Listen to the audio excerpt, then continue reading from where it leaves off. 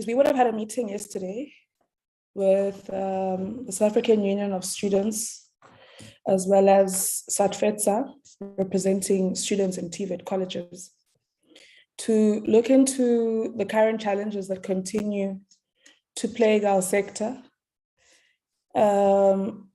We met as stakeholders. I want to just take us through a recap of the journey we have had in the past couple of weeks. In the past couple of weeks or months. So the first engagement we would have had on state of readiness in particular, because our work in preparing the sector is ongoing work. We don't start preparing for the next year towards the end of the year, but where we shifted our engagements to be more specific. And colleagues will pardon me, Anela, please do indicate when my network is shaky or unstable, because I am load shed in Acacia Park, which is part of the reasons why I delayed to log in. I was having some network challenges.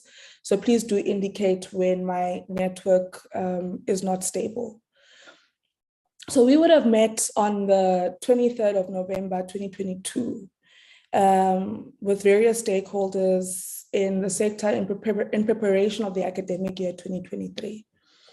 There was a year, I think it was the year of COVID, where I think we started having specific items on the next academic year in July, June, mid-year, because we were so worried given the fact that we would have been having an academic year starting with COVID. And the next year seemed to get better. And so we lessened the amount of meetings that were specifically on, the academic year, hoping that things were getting better. So we had a meeting on the 23rd of November, 2022, in preparation of the academic year 2023. We met with the department, with NSFAS, with SAPCO, with SALS, with USAf, with SAPCO. We then embarked on a 2-week-long oversight period as a committee from the 24th of January 2023 to the 3rd of February 2023, where we visited 14 institutions of higher education. To be specific, and just to recap, we visited the University of Zululand, we visited Umfolozi TVET College, we visited Tegwini TVET College, Durban University of Technology, Mangosuthu University of Technology, and Coastal TVET College. We visited Capricorn TVET College, the University of Limpopo, Vembe TVET College, Limpopo Community Education and Training College, the University of Venda, Ehlanzeni TVET College, Mpumalanga CET College, and the University of Mpumalanga. Those are the institutions that this portfolio committee over 2 weeks managed to visit. We then again, upon our return from oversight, had another meeting with the department to give us an update on the state of the sector on the 22nd of February, 2023. And in that meeting, we by and large had the department. We appreciate as a portfolio committee the need for the department to be given space to do its work. We appreciate to some extent the concern that if we are always accounting, at what point do we then implement the work or the recommendations that come from the portfolio committee? But with the ongoing challenges in the sector, it makes it very difficult for us as a portfolio committee, DG and DM Manamela, to wait. What one expects is that after having a state of readiness meeting in 2022, to prepare, after going on oversight for 2 weeks, and remember, during oversight, some of the issues, even though we may be interacting with that particular institution, those issues cut across the sector. Right? And we witness this as we go from one institution to the other. We acknowledge and witness the fact that, but this issue seems to be a sector-wide issue. And our recommendations at that point in time would be to the department that can we then have a sectoral approach or intervention on dealing with this matter. So even though we're just meeting with those 14 institutions across the 2 programs, TVET and university, the issues will cut across, and our recommendations would be that. So then you have another meeting to get an update on the state of the sector when you come back from oversight. And what you would expect from all these meetings is that they should be contributing to ensuring that we have a much more successful start to the academic year 2023. We expect that out of these meetings, there should be some sort of change on the ground. DG, Dr. Sishi, in the conversation we had with student leadership yesterday, Honorable Mananiso asked a question. How many times have you as the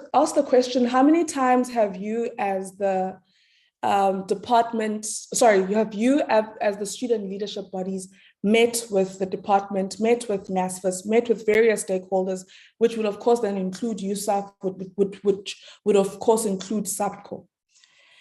And they said quite a number of times, we've had, we are in engagement with these stakeholders. And a very great emphasis of the committee has always been that we need to find synergy amongst ourselves as stakeholders. I mean, we've gone to the extent of saying that, and I even remember reiterating this in last year's meeting, and we reiterated in every single meeting, and we've committed ourselves to saying, even if we sound like broken records, we're going to until something gives. And we said, in an institution, you would want the VC and the president to be umatenelimi, to be stuck to one another. Towards the end and the start of the academic year, and hopefully throughout the SRC president's term, that we would want an academic officer and a registrar to be working very closely with one another, that we would want a CFO and a treasurer of the SRC working very close with one another. And this is because we want to see a bridging of the gap in terms of information and what is happening in the institution between the 2 main key stakeholders. And of course, this type of cooperative governance is not only encouraged between management and student leadership, but also between the workers in the system. And so it is, again, unfortunate that we continue to see disjuncture between student governance and management. And then again, we are meeting as a sector, we are continuously meeting as a sector, but nothing's giving on the ground. We still have these ongoing challenges, and so it becomes a concern. And that was our departing words in yesterday's meeting, that the student leadership is confirming that they continuously meet with various stakeholders. So why are our meetings on a national level not having the intended impact on the ground? And I think as we go into today's meeting, that's what we continuously need to ask ourselves.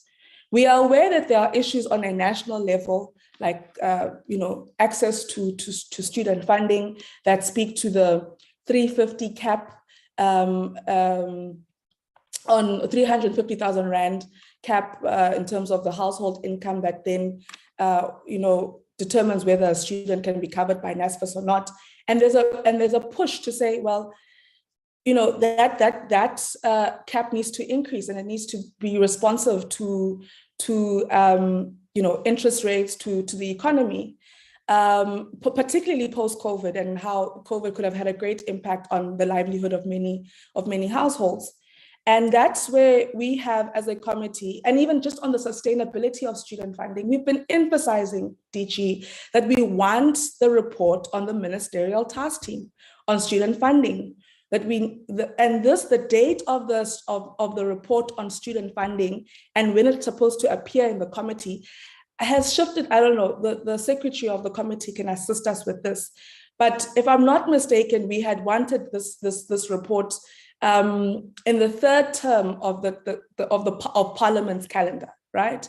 So that would have been between the period of June to September. We asked for the report, I think, that, then we asked for the report in the last term, we asked for the report in this term, and then every time it's had to shift. The first shift, we were told it has to be presented to cabinet. It went to cabinet. The cabinet has tasked the department to engage more stakeholders, to consult more stakeholders. We were told it will come this year. It's now shifted again because cabinet hasn't seen it yet. We need that report to come to the committee. We need to see the recommendations of that report, in the hope that those recommendations will speak to the need for sustainable student funding, which has been advocated for in under the term free education for the poor and the missing middle. We have an appreciation as a committee, DG and DM Manamela, that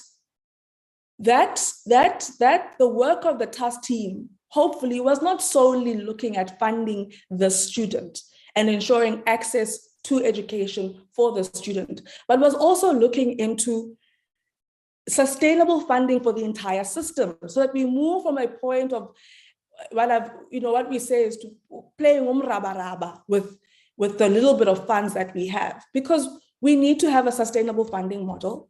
We need to ensure that we have funding for infrastructure to respond to the number of students who are coming into the sector. There are 2 institutions we're trying to build. Is there consideration of the funding that's going to be needed to build these institutions? I mean, we have, as a committee, even said, okay, on the infrastructure side, maybe let's even look at what infrastructure do we already have as the state. Public Works, go and look at buildings that you have. How can we repurpose these buildings for teaching and learning to become of auxiliary support to the department, because we know we don't have endless funds. We know that, for example, we are hoping that the report will speak to issues of the inequities of funding between the various programs of the department. The inequities between funding for university program, the TVET program, the CET program, a CET program which does not have the requisite funding that it needs to be able to meet its mandate. A TVET program where we know DDG Zungu, that when we look at the applications we received this year, vis-a-vis the spaces that we are far from meeting the demand. So we've been saying that, yes, we don't have, there isn't sufficient funding. So what else in terms of resource do we have amongst government for us to aid this? And this should also speak about, synergy and I guess social compacting amongst the department. We've always said that we need to see social compacting amongst various departments before we even reach out to broader society, including the private sector. But DG, what is important in the conversation that we want to have today is that there clearly isn't the stability that we had hoped for the academic year 2023. There are issues that are ongoing. There is disjuncture between stakeholders on the ground, between management and students. There are lots of narrations of what is happening. Students are saying one thing, management is saying another, NSFAS is saying something else, the department is saying something else, we know something else.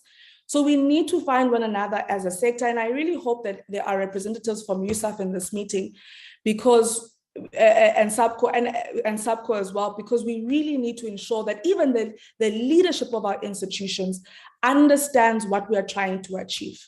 There is data that NSFAS says it has not received in order for it to disperse allowances to students. Management is saying we've released that data. The students have another understanding of what is going on. And in the midst of that, we are even confusing society. Society doesn't even know how to assist us as a sector, because we are not coherent in terms of what we know is happening within our own sector. So we really need to speak to that. And be very specific, DG. We need to be very specific. At this institution, this is the type of challenge that we have, and this is the intervention that has been put in place, and this is by when we would have resolved this issue. Therefore, there should be stability in that institution by this particular date. This is what NSFAS is doing to address these particular issues. Very specific, colleagues. We don't want to hear about mission and vision. We know the missions and visions and the mandates of the department and its various programs. Let's shoot straight to the issues. This is the issue. This is the challenge that we are having. This is the intervention that has been put in place. This is what we think actually could resolve the matter. This is by when we would have sorted out that matter, because we need to bring society into confidence. There are anxieties. And when these matters continue to take place, DG, there are casualties. There are casualties. We have learned it in the past, DM, where if we take too long to respond to these matters, something will go wrong. And I don't know if as a sector, we are ready to have the type of atrocities that we have seen take place in our sector. I don't think it should even be normalized. I don't think the type of violence that we are seeing on our institutions should be, it should unsettle us. And we had believed that we were getting to a point where we were understanding that collectively as a sector.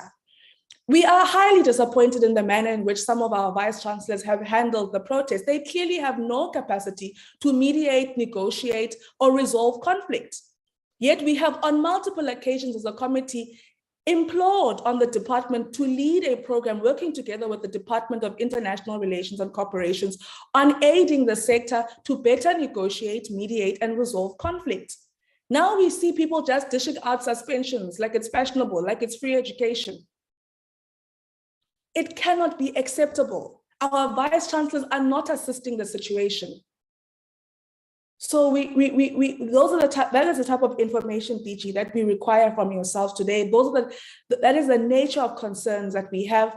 We also need clear updates on NSFAS. NSFAS, the last time it came to us, we said to it, we support the cap. We are concerned on the extent of which you were able to consult on the cap. And we were very clear to say that universities should have not been given as challenges in terms of the cap, because for as far as we know, universities were consulted last year on the cap. We also know that there's a body that represents private sector student accommodation that was also consulted. But we understand that private sector is a much broader space. So that is where we should be facing challenges. But we should not be facing challenges from institutions that are public institutions. They should be the first ones to say, in fact, you know what? To charge 70,000 rands for a matchbox literally is unacceptable. A space where two students are sharing smaller than, I don't think, all the members of parliament are allocated housing here in Cape Town. Those rooms are smaller members than any room that is part of, and these houses are not big at all. But these kids are made to share, and what we are told now is that private sector even wants to put more in instead of decreasing the amount and adhering to the cap. They want to put more students into that matchbox where they are sharing bathrooms, where they are sharing kitchens with 2-plate stoves. Yet anyone knows that if you go and rent an apartment yourself as Nompendulo, close to any of these institutions, you will be paying that amount for an entire apartment with your own kitchen, your own lounge, your own bedroom, etc. And what we said to NSFAS is that show us the research and communicate this research that you have done that has brought us to the 45,000 rand cap. Communicate that research that has informed that decision to society. And that's the kind of feedback that we need today, DG, is whether or not they did that. They said to us they're going to push harder on encouraging citizens or private accommodation service providers that want to adhere to the 45,000 rand cap to register their buildings or services on the portal in assisting us to adhere to this 45,000 rand cap. We need an update on what has been the progress to date. How many buildings have we been able to have, or service providers have come to assist us in this particular journey in ensuring that there is no exploitation of a social good, which is student accommodation, which supports another public good, which is education. And we also need an update on how far we are in the work we said we're going to be doing with the Competition Commission. So here at DG today, we don't really want to, we know we've been having conversations since last year. And I'm saying it again, not only when it came to update on or the plannings for the 2023 academic year. But even before that, because our work in preparing the sector and stabilizing the sector and creating a sustainable PSET system is ongoing. So let us see this ongoing work, DG, and please kindly bring us into confidence this morning. With those remarks being said, and I'm really sorry, colleagues, for having taken as long as I did, I would like to then maybe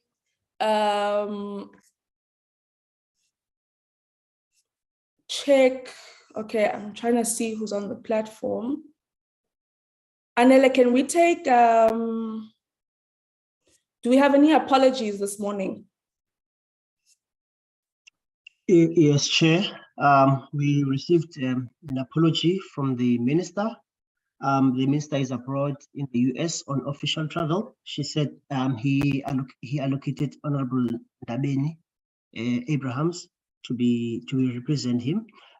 We also have apologies from our members who will be joining later. Honorable Mukhale, Honorable Makesi, Honorable Hahau is abroad. Those are the apologies, Chairperson. Thank you.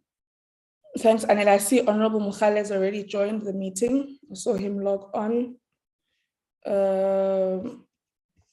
Okay. All right. Oh, sorry, I wasn't aware that Minister Ndabeni was on the platform. Hence, I kept referring to DM Manamela and DG. Apologies for that, Minister Ndabeni.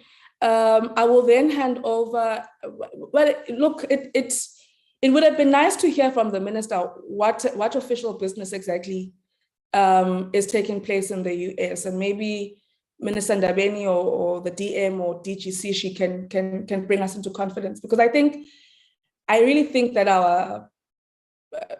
our sector is not where the sector is not where it should be.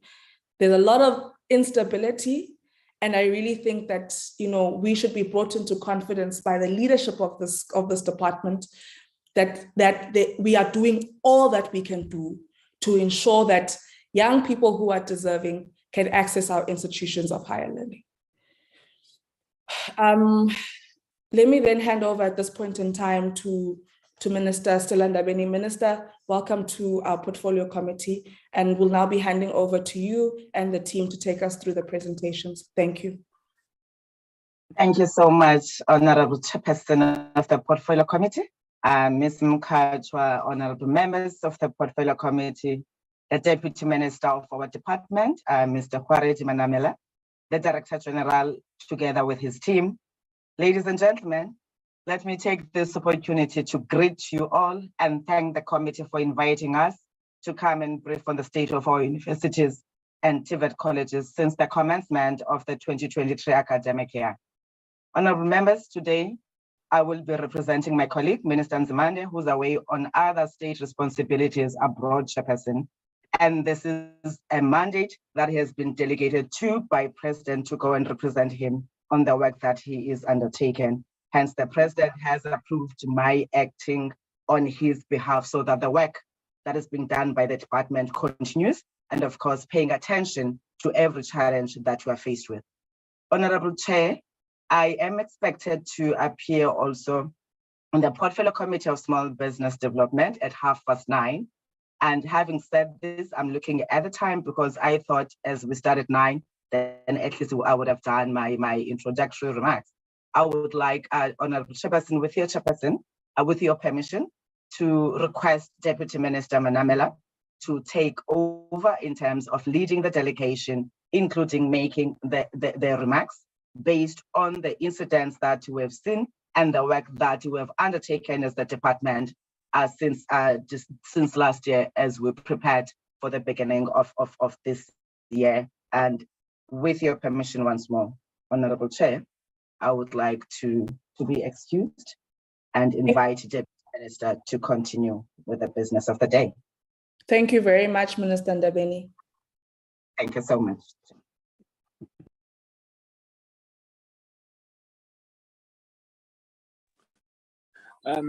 Thank you, Minister Ndabeni, firstly, and also to the Chairperson of the Portfolio Committee, Ms. Mukajwa. and to the members of the portfolio committee. Let me firstly start by taking this opportunity to to acknowledge the remarks that you've made quite extensively, Chairperson, and I must indicate that the presentation from the broader presentation from the department would cover some of the points that you are making, and secondly, just to also indicate that we remain committed in ensuring that that all of our universities and TVET colleges and also community colleges, resume the learning and teaching as peacefully as possible. Yes, there have been incidents that we are aware of, and that the officials in the department, DG and our DDGs, are attending to some of the specific cases that we may be aware of. And I think we'll just, briefly indicate what are some of the things that we're doing in terms of dealing with those particular cases. We have, set up a response team in the department whose main task is to monitor the situation in all the institutions and to give reports to the DG and also to the ministry on a continuous basis on the kind of issues that are affecting some of the institutions where we believe that there are incidents, where there are protests, and where there is a need for us to to mediate. I think we will ensure that we do that. This I'll just, Chairperson, I think, read through the remarks, the opening remarks as handed over to me by Acting Minister Ndabeni. This meeting today takes place in a month in which we commemorate the Human Rights Month under the theme "Leave No One Behind, Walk for Your Rights." And amongst these rights, the right for access to education, the Freedom Charter proclaims that the doors of learning and culture shall be opened. And furthermore, it says that higher education and technical training shall be open to all by means of state allowances and scholarships awarded on the basis of merit, and that adult literacy shall be ended by a mass state education plan, close quote. Our preparation for the 2023 academic year began in 2022 with consultations with our PSET sector stakeholders. It is in these consultation meetings where we shared our plans and important data to enable the beginning of the academic year to be seamless. We also began our consultation on the comprehensive funding model, which is in its final stage of development and approval by Cabinet, and our DG will elaborate further in this regard.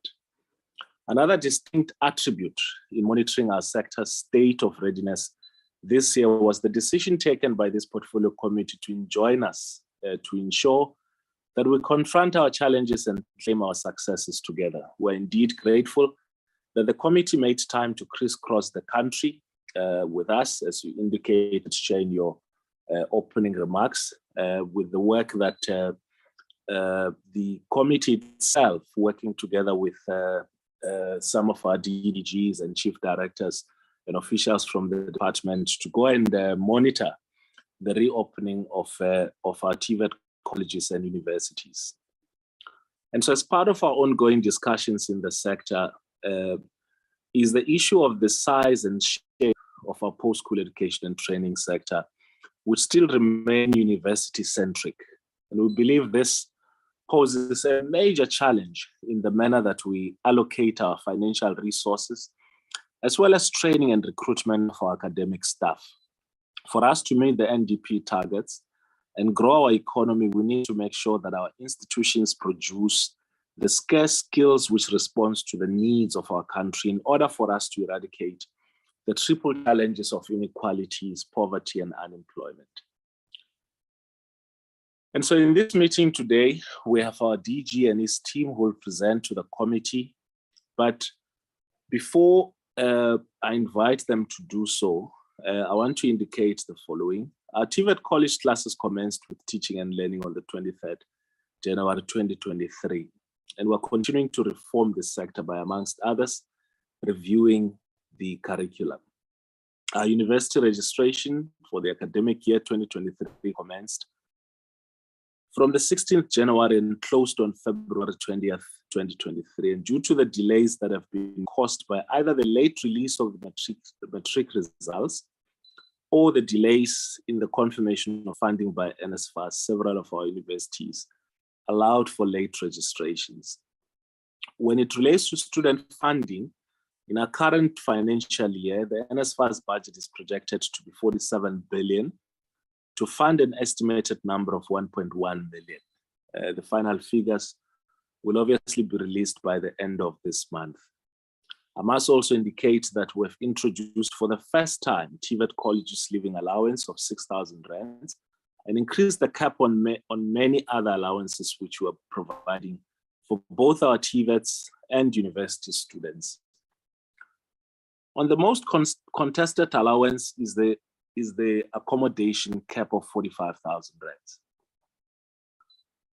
And having had a meeting with University South Africa, we decided to establish a working committee comprising of the department, University South Africa, and vice chancellors from all affected institutions to consider solutions for those impacted by the 45,000 rands cap. The committee is having its first meeting today to look at all these cases and to find practical solutions on how we can resolve this matter. We are ever also concerned about what appears to be a price collusion by some of the private accommodation landlords to maximize their profits. There are also some of our universities' accommodation which are above the 45,000 rands cap. Lastly, Chairperson, let me talk about the protests that we've seen in our institutions in the past 2 weeks. We are concerned about the violent nature of some of these protests, such as the protest at WITS, which in part manifested isolated acts of intimidation of students, staff, and members of the public, and the destruction of property. And I think you may be aware, Chairperson, that there has been incidents at the University of KZN and also at the Tshwane University of Technology. And we are in touch with the leaders in those institutions to try and get a deep understanding of what the nature of the problem is and to try and assist in ensuring that we resolve those issues. In instances where alternative platforms do not exist in order for us to deal with those protests. But also to say, Chair, that yesterday, I think we've been made aware that there was a student at the Mangosuthu University of Technology who was shot at the entrance of the university yesterday around 10:30. The police are investigating this matter, but I must say that the initial reports that we're getting from the institution is that this is a former student from the university who was trying to recruit students into what seemed to be his finishing school. And so he was shot whilst he was at the entrance of the university, but investigations are going on by police. It's a crime issue. It's according to the briefings that we've received, it's not anything related to the operations of the institution itself. And we want to take this opportunity to extend our condolences to the family of the student who has been murdered, and we are hoping that with time we will get extensive briefings in terms of how this matter will then be resolved by the police, because we believe that this was a criminal matter. And yes, we have also been made aware that the SRC at UCT is convening a mass meeting because of their dissatisfaction with the manner in which council has taken decisions on a number of issues. And again, I must emphasize that through our officials in the department,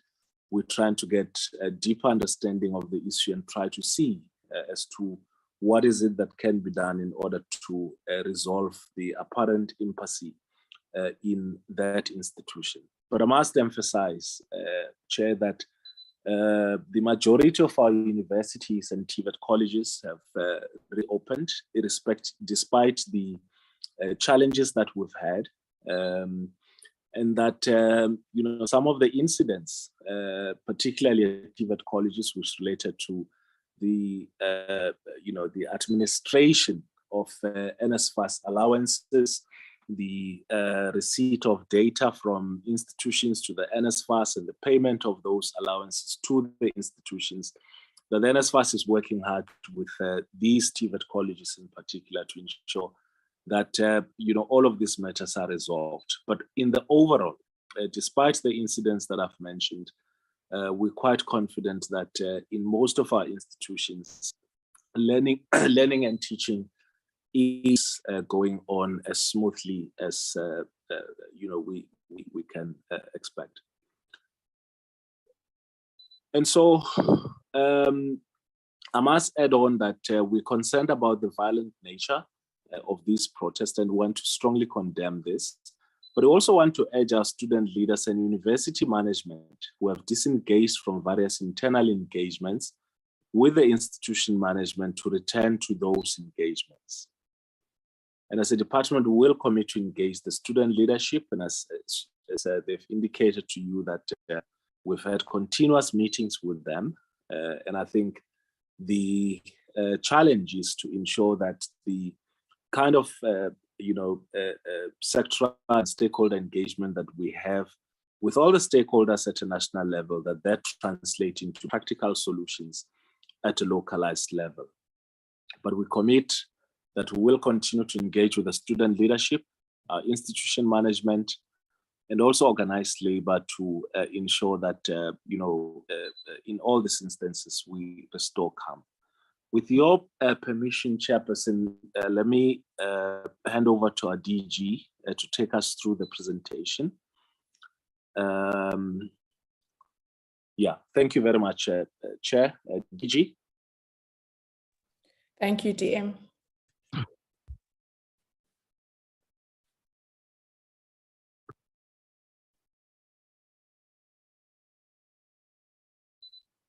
Thank you very much, Chairperson of the Portfolio Committee for the remarks made. I'm going to request that David fly the presentation for me.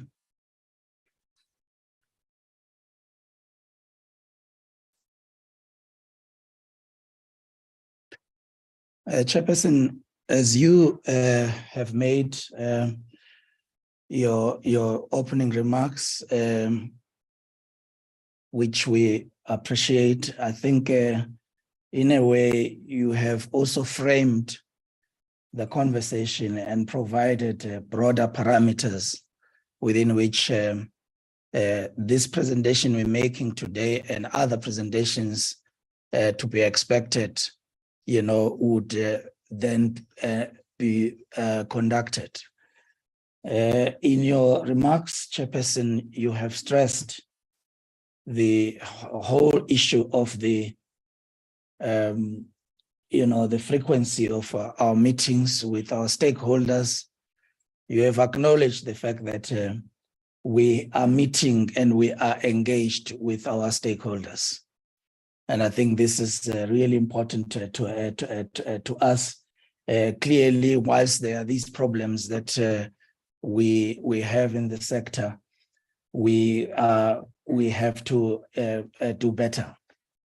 You have indicated that we need to bridge the gap that seems to exist between management and the student governance in a system, so that the disjuncture that seems to be emerging between the student governance and management is dealt with. That the issue of the cap increase could be managed better than this, particularly in the light of the fact that consultations started some time in the past, and by now there should be better results in terms of the engagements in this regard, particularly clarity in terms of how we've arrived at the the methodology of getting into such cap increases, which you have also indicated is supported by the portfolio committee, in as much as I would also argue is largely supported by the sector. Of course, there are those who feel strongly against it, and they are well known.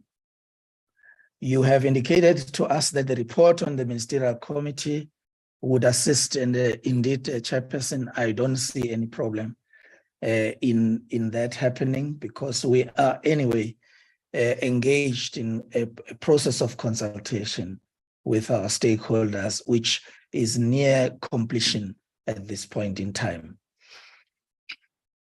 The issue of social compacting is a priority of our department, and the evidence of this is shown in the manner in which, and the frequency of engagements between us and our stakeholders. Our Deputy Minister makes a very important point that whereas there are challenges in the system, but the majority of our universities and colleges have started and are engaged with the academic program.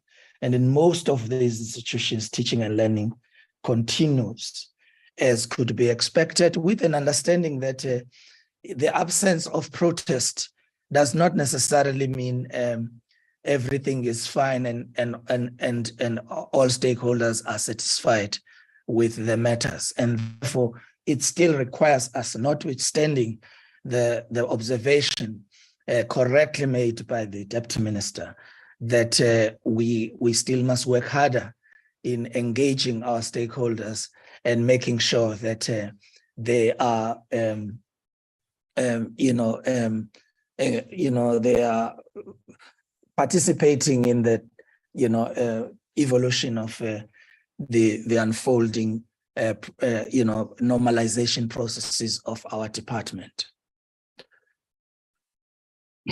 Chair, I think those are my remarks at the beginning of this meeting. I need to therefore indicate that I'm not alone. Today, I'm with the DDGs from my department, particularly DDG Masia Soktikwa, the DDG for University Education, who's been very instrumental in consultation with our sector, driving the program, particularly of consultation regarding the long-term, programs of our department, including the new proposals around the student support and comprehensive student funding model.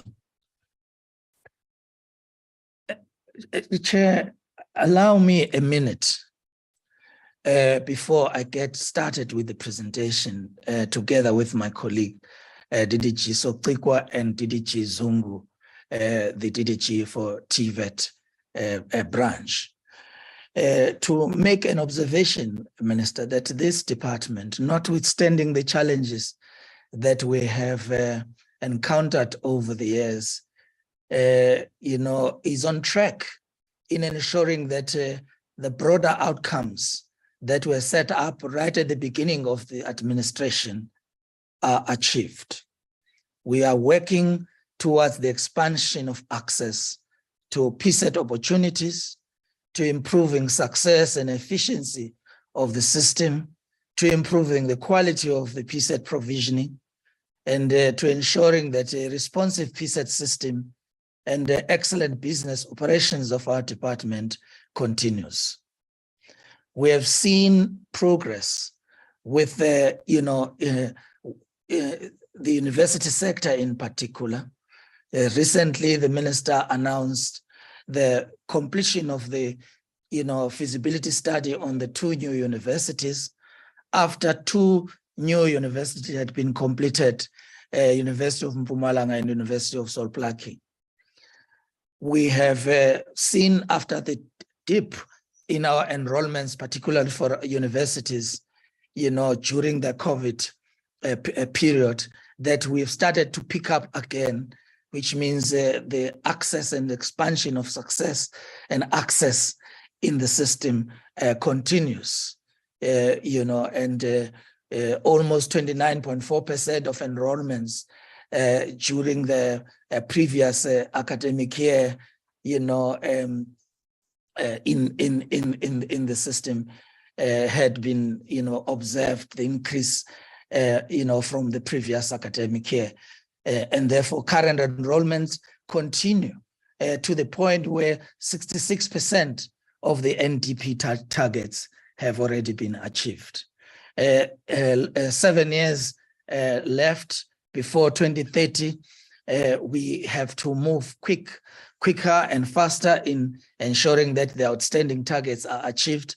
But we are quite satisfied that working together with all our stakeholders, we shall be able to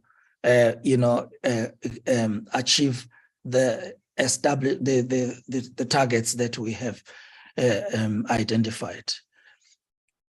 The University Capacity Development Program that is focused on nurturing emerging scholars continue to deliver, and ensuring that opportunities for more than 90% of Black South African academics, of which 55% of them are Black women, continue to benefit from the funding that the department is making. On another day, Chairperson, different to this one, we would like to make further comments around the progress that we have made thus far. In the TVET sector, 8 of the 13 new TVET college campuses have reached 100% completion. Student enrollment in the sector continues to increase. However, our target is steep at 2.5 million by 2030. And we are determined to making sure that these targets are met. 34 centers of specialization have been established, which ensures that excellence is not located in cities and in affluent suburbs, but excellence in technical and vocational education is spread to the most marginalized communities of our country.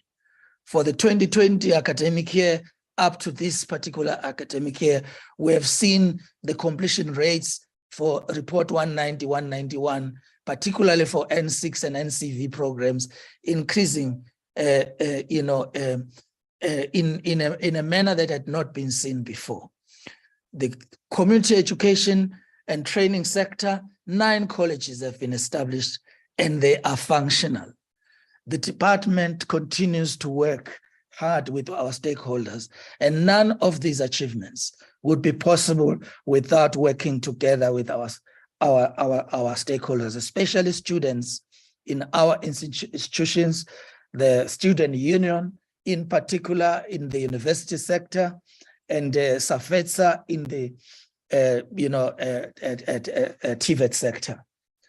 We present today an update, Chairperson, of our department on developments in this academic year.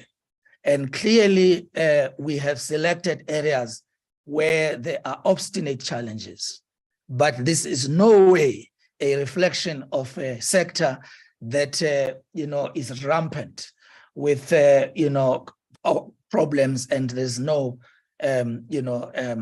progress that is seen, as it might be suggested by some who are distant from the proximity of where this the department operates in areas where we have footprint. I'm going to call upon DDG Sokikwa to take us through the presentation, taking into account your comments, Chairperson, and thanking you for your leadership, particularly the fact that the Portfolio Committee not only speak to us in terms of the model that they are used for oversight, but you have personally visited our institutions, and the reports that you have provided us in terms of the feedback that has been given to us have also strengthened us, and therefore you have directly contributed very positively to the progress that we are making. I take this opportunity before Marcia makes the presentation to indicate that we have Dr. Swart with us from the office of the minister. We also have Mr. Ngaba Ngandela and also Mr. David Nidri, advisors to our minister, who are here with us today. And in terms of your question earlier on about the importance of the engagement of the minister, absolutely, we are happy to share this with you. And I'm going to ask Dr. Swart to make a comment about this, because it's important that the sector knows that our minister works hard to making sure that this sector continues to make progress, and would not miss an opportunity to be here today if it wasn't the fact that the commitments assigned to him by our president abroad are met. Dr. Swart.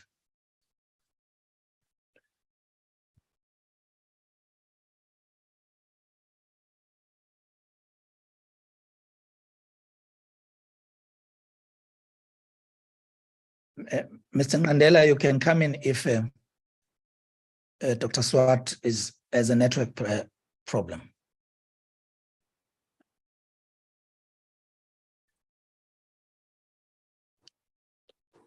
Thank you very much, DG. Good morning to the Honorable Deputy Minister, Honorable Chair and members, and my fellow colleagues. I actually don't have much more to add, DG. I think you have explained that the Minister is currently seized with ensuring the finalization of the funding model as mandated by Cabinet, and we are in the last stages of that process. And I'm sure within no time we'll be ready, as the Chair has requested that they also be briefed as soon as I think Minister has gone back to Cabinet. And of course, the Minister is seriously concerned about the issues that are currently taking place. And that's why he had to make sure that, notwithstanding, unfortunately, the fact of his other deployments by the President, but that he also ensured that we brief the acting minister and make sure that we stay very close to the processes. And I think with all the engagements that are taking place with USAf, with the student leadership, with individual institutions, I'm quite certain that within no time we are going to bring stability to the sector and to stop the current protests that are taking place. I would like to leave it at that, DG. Thank you very much.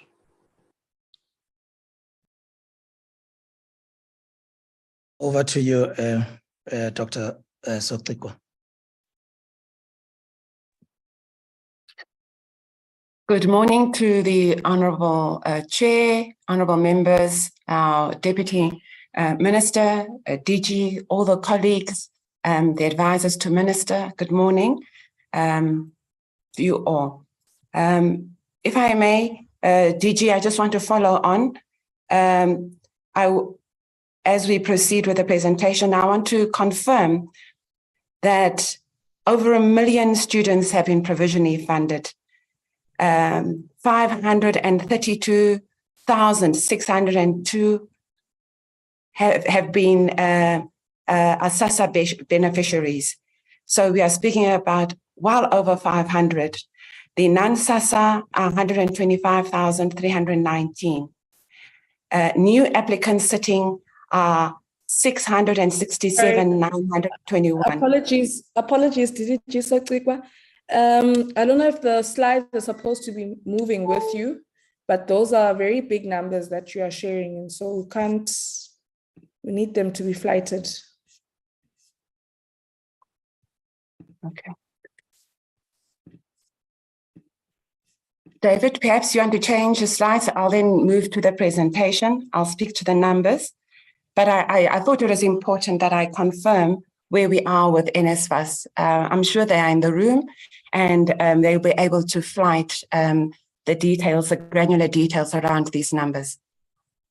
As indicated previously, and as indicated by our Deputy Minister, we commenced with engagements with different stakeholders in 2022. By December 2022, we had met registrars, the CFOs, and NSFAS.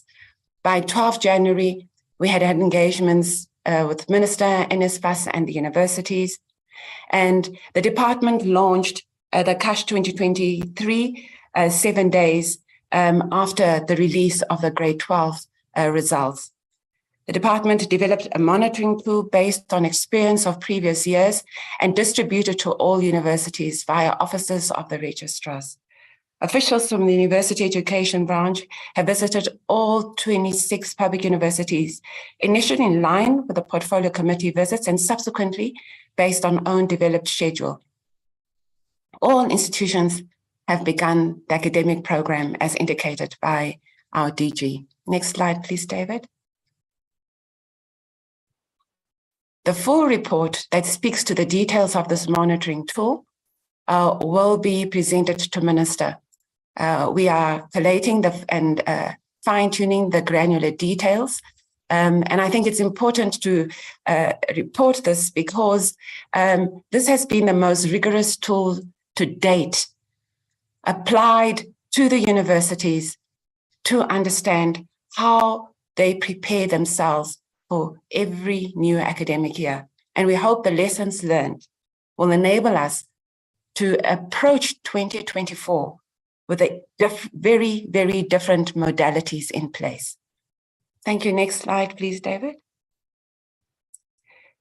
Just very high level, the monitoring tool looked at registration and NSFAS related matters.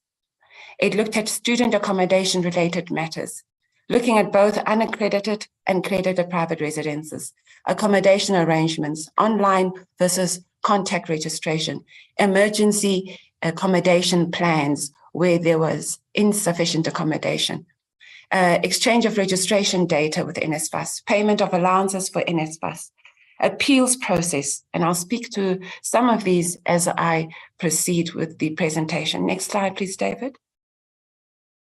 It spoke to registration-related matters, the announcement of the NSC results, which everyone, I think, knows, came a little late, and the repercussions were felt throughout the system.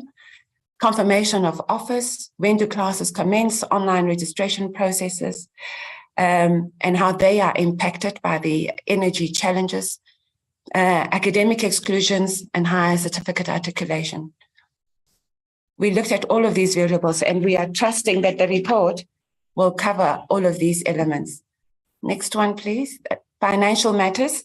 We looked at the increase in general fees. How has this impacted the universities, unfunded students, upfront registration payments, concessions? And we certainly have seen many concessions as we proceeded to accommodate more students, access to academic transcripts and certificates of completion. And I think Minister's pronouncements around these particular policy revisions were completely unambivalent in his press statement released last week. That academic transcripts and certificates of completion should be released to students regardless of the status of their financial payments. And then, of course, assistance for postgraduate students. Next slide, please. We spoke about CASH, the Central Applications Clearinghouse, which has been conducted under the CAS pilot for applicants participating in the pilot, and as a sign-up service for applicants not participating in the CAS pilot. To date, 10 universities are on board, and I think roughly 13 TVET colleges are on board. We are still in our teething phases, but it is very clear that this system is going to help us extensively going forward. Please, next slide, David. This slide is really an attempt to show the level of intervention that CAS has been able to support, and it has in total looked at 76,937 applications and assisted students in many respects, moving them from institutions where they were, which was not their first choice, to alternative institutions. We hope as more universities appreciate the usefulness and assistance around the CAS system, more students will be assisted. But we really are pleased that in the teething phases, this is where we are at. Of course, based on the data, we are still having challenges with the TVET colleges, but we hope they will come on board. Next slide. Thank you, David. Registration period this is when our officials visited the different 26 universities, started seeing issues emerging. And the first was around the late release of the NEC results, which really affected the universities. It is clear that the system had to make many adjustments unplanned, including adjusting the schedule of the academic program. The concessions that we received from the universities, and I'll speak to them again later, but thus far they extended closing dates to accommodate students. We have seen significant increase in applications first time entering places system-wide. And we in fact, the numbers were quite indicative of student preferences. And it was very interesting to note that WUSU came out as the most preferred by the first time entering students. That was quite telling. Main effect on delayed registration for some students related to a lack of funding decisions from NSFAS, which was delayed because of late closure of NSFAS applications. And again, that's because the late applications came because of the late release of the NEC results. Most universities can allow students to accept places, but will not be able to finalize registration until funding status has been finalized. Some universities had to adjust orientation schedules, as I've indicated, to accommodate late registering students, as well as to ensure opportunity for extended registration for those students who required. Majority of institutions used online registration with opportunities where they could accommodate face-to-face and assisted registration on campus. And Chair, you will recall that we saw this, in fact, when we were visiting the different universities, students queuing for the face-to-face options. Thank you. Next slide, please, David. On the question of emergency accommodation, at the majority of institutions, this was in place when necessary, while students were finalizing their registration and payment information. Issues relating to possible fraud at Univen, and this related to an issue around extortion by staff members, was immediately and swiftly dealt with by the university.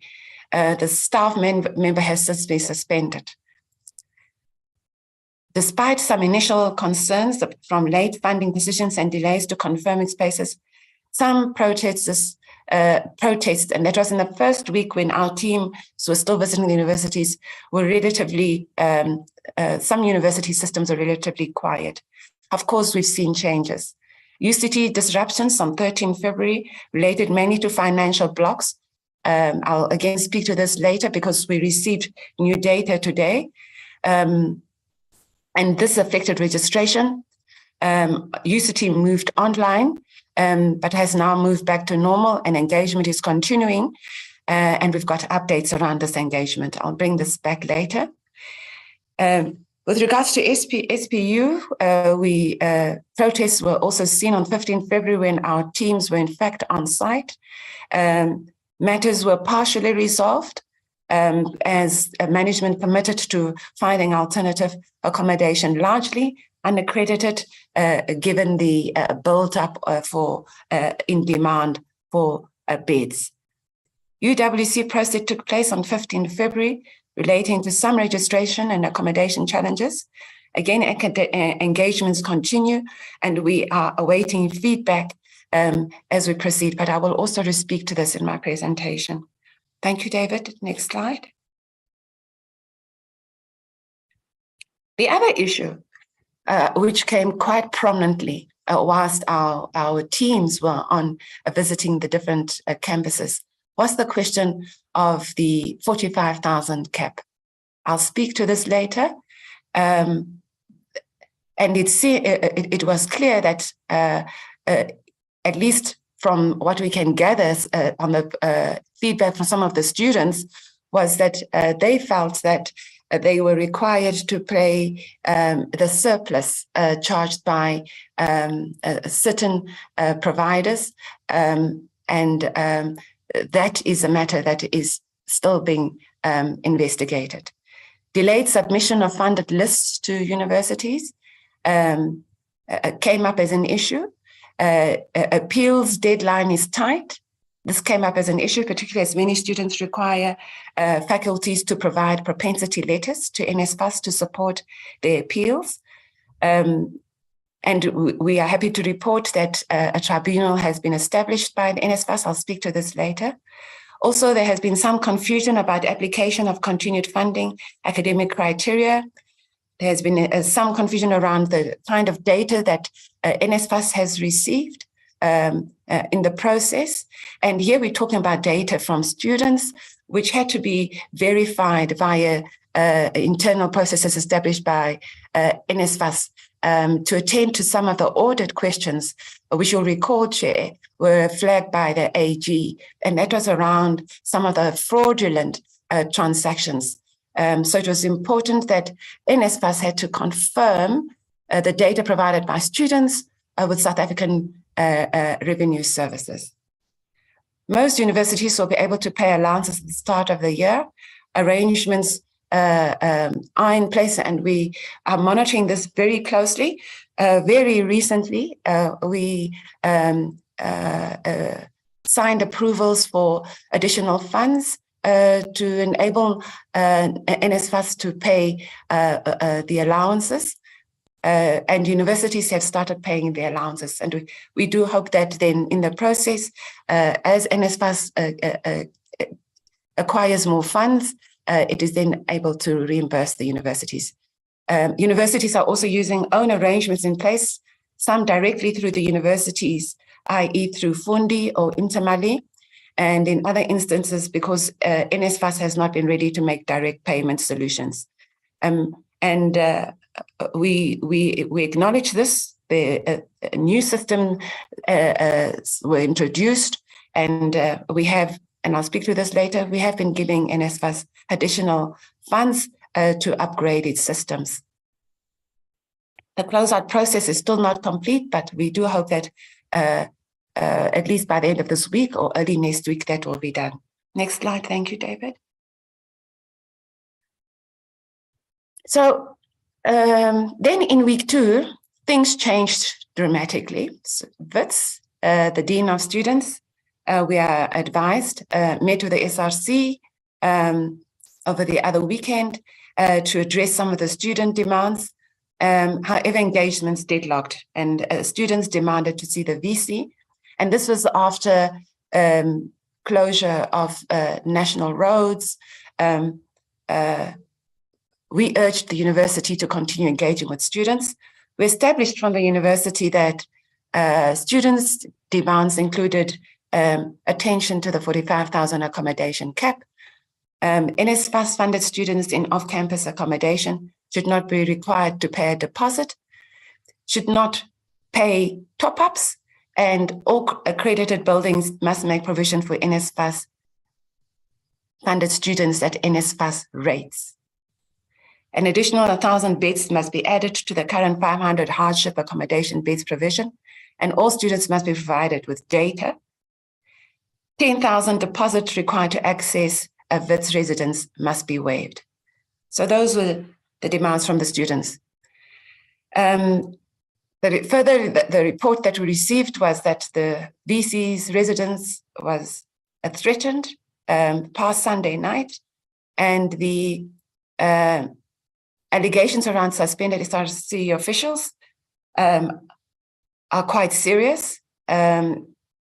They include infringement of others' rights, damage to property, and intimidation of staff members. Those requested to appear before a disciplinary hearing did not. This is what we are told. And as a result, they've been suspended. We have urged, and that is ourselves, including the DM, the university to engage with students. We've had our head of stakeholder engagement meet with the students on main campus, urging them to continue engaging so that we can get some finality to this matter. I have also had extensive discussions with the Vice Chancellor, who has reassured me that he would be continuing to ensure that they engage with students, at least through his management, until some finality is reached around the issues presented by students. Their anticipation is that they would really targeting this week so that students can focus on learning. Next slide, please, David. On the question of UJ, the issues that we understood were placed on the table by students was the question of the NSFAS allowances, electricity supply crisis, clearing of student debt of NSFAS, question of the missing middle students, academic exclusions, and maintenance of both on-campus and off-campus accommodation residences. As the universities engaged with students, they ensured that water was purchased and delivered to residences. And I think this happened particularly at the time when the pipes were shut down by the municipality for maintenance. Unfortunately, not with much forewarning. Generators, additional generators have been purchased and hired to provide backup electricity as load shedding 6 dominated in the past 3 weeks. And in UKZN, thank you. And then we are advised, can you return? Because I think the question of concession is important. Thank you. The university assured us that they raised 3.5 million to support the missing middle students. They raised an additional 7.5 million set aside for bursary fund for students in advanced diploma programs. Thank you. Next slide. In UKZN, we are advised, the latest we are advised is that the list demands submitted to the university by the SRC relate to the following: allocation of beds to students, financial clearance, filing of vacant management positions, lifestyle audit of all executive management committee members, and the removal of the Vice Chancellor. According to university, there were no demands submitted by the SRC, because we then had to establish from the university if they had received these demands, but they indicate they have not received them. The university indicated that it has prevented protesting students from using petrol bombs and a number of arson attacks to date on their campuses. There have also been incidents of students interrupting classes using fire extinguishers to torch some of the venues, and incidents of staff and students being intimidated through verbal and written messages. No meeting has been held, we are advised, and no UKZN student has as yet been suspended. For the 2023 multiple arson attacks, 2 students who are also SRC members were arrested by SAPS on 23 February 2023. Investigations are continuing. Thank you. Next slide. On CPUT, a media clip was showing 90 students without accommodation and sleeping in hallways dominated social media. The students were walking, who arrived at the District 6 campus, having not made any application for study accommodation. This is what we advised. And management has indicated that accommodation requests are processed on a case-by-case basis, and the institution rolled out an unaccredited student housing system to assist those who were not successfully placed. This helps those who may have NSFAS funding, but no accommodation. As indicated, Chair, that in fact, half of the students that have been provisionally funded by NSFAS are SASSA students. VUT, SRC president and some of its colleagues are suspended by the university pending investigation. And this is again based on allegations around extortion, attempted extortion, and around living spaces for students. The department has requested an official report on this matter, and the Chair of Council has also requested a brief given the concern by students this is an act of victimization by the university. Next slide, thank you. I may want to add that at VUT, in fact, we had some of our staff visit the university for a number of days to assist with stabilizing the campus. At SPU, accommodation, primarily an accredited off-campus accommodation, is what is at issue. There's also a question around the catering, academic exclusions, and financial exclusions. We've been advised that all first-time entering students that applied for accommodation were placed in SPU-owned or managed accommodation. And this was in the interest of protecting the youngest of the student cohort. The university assisted funded students by negotiating with landlords about the late payment of their first rental due, and appeals for academic exclusion processes continue. As far as we are aware, they are underway. With regards to NMU, articulation from higher certificate to diploma concessions to the university were placed on the issue table, book allowance for NSFAS funded students, funding for postgraduate and advanced diplomas, NSFAS funding for students doing programs that have less than 60 credits, and student accommodation, and then waiver of late registration fee. Registration has been extended to deal with outstanding matters, and concessions were made to allow many owing students to register. Continuous engagements with the SRC and agreements on registration matters were made, and as far as I know, are still continuing. Thank you, David. Next slide. UCT, the demands submitted by students included the lifting of fee blocks of students who are unable to register. Students who've been excluded from residence and are academically eligible to continue to be provided with student accommodation or residence. The status report we had received a week ago was that the university has established an emergency rapid response task team to engage with the students, and that protests became violent and threatening damage to property and harm to staff. The university was then granted an interdict against the protesters, but engagements are continuing. And we hear again, the latest news is that they deadlocked on the question of the fee block of students. What is likely now to happen, Chair, is that our team will be dispatched to the university to help unlock the deadlock. And so that we can comprehend what the fee block, and I must indicate that this decision was made unilaterally we were not advised by the university in advance or timelessly to understand what it entails. We hope by dispatching our team, they will be able to make sense of what this unilateral decision means. We will try to also unlock the deadlock.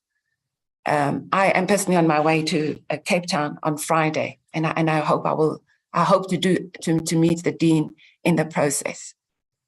On the question of UWC, the concerns raised related to the registration of first-year students who had accepted offers and were unable to register for various reasons.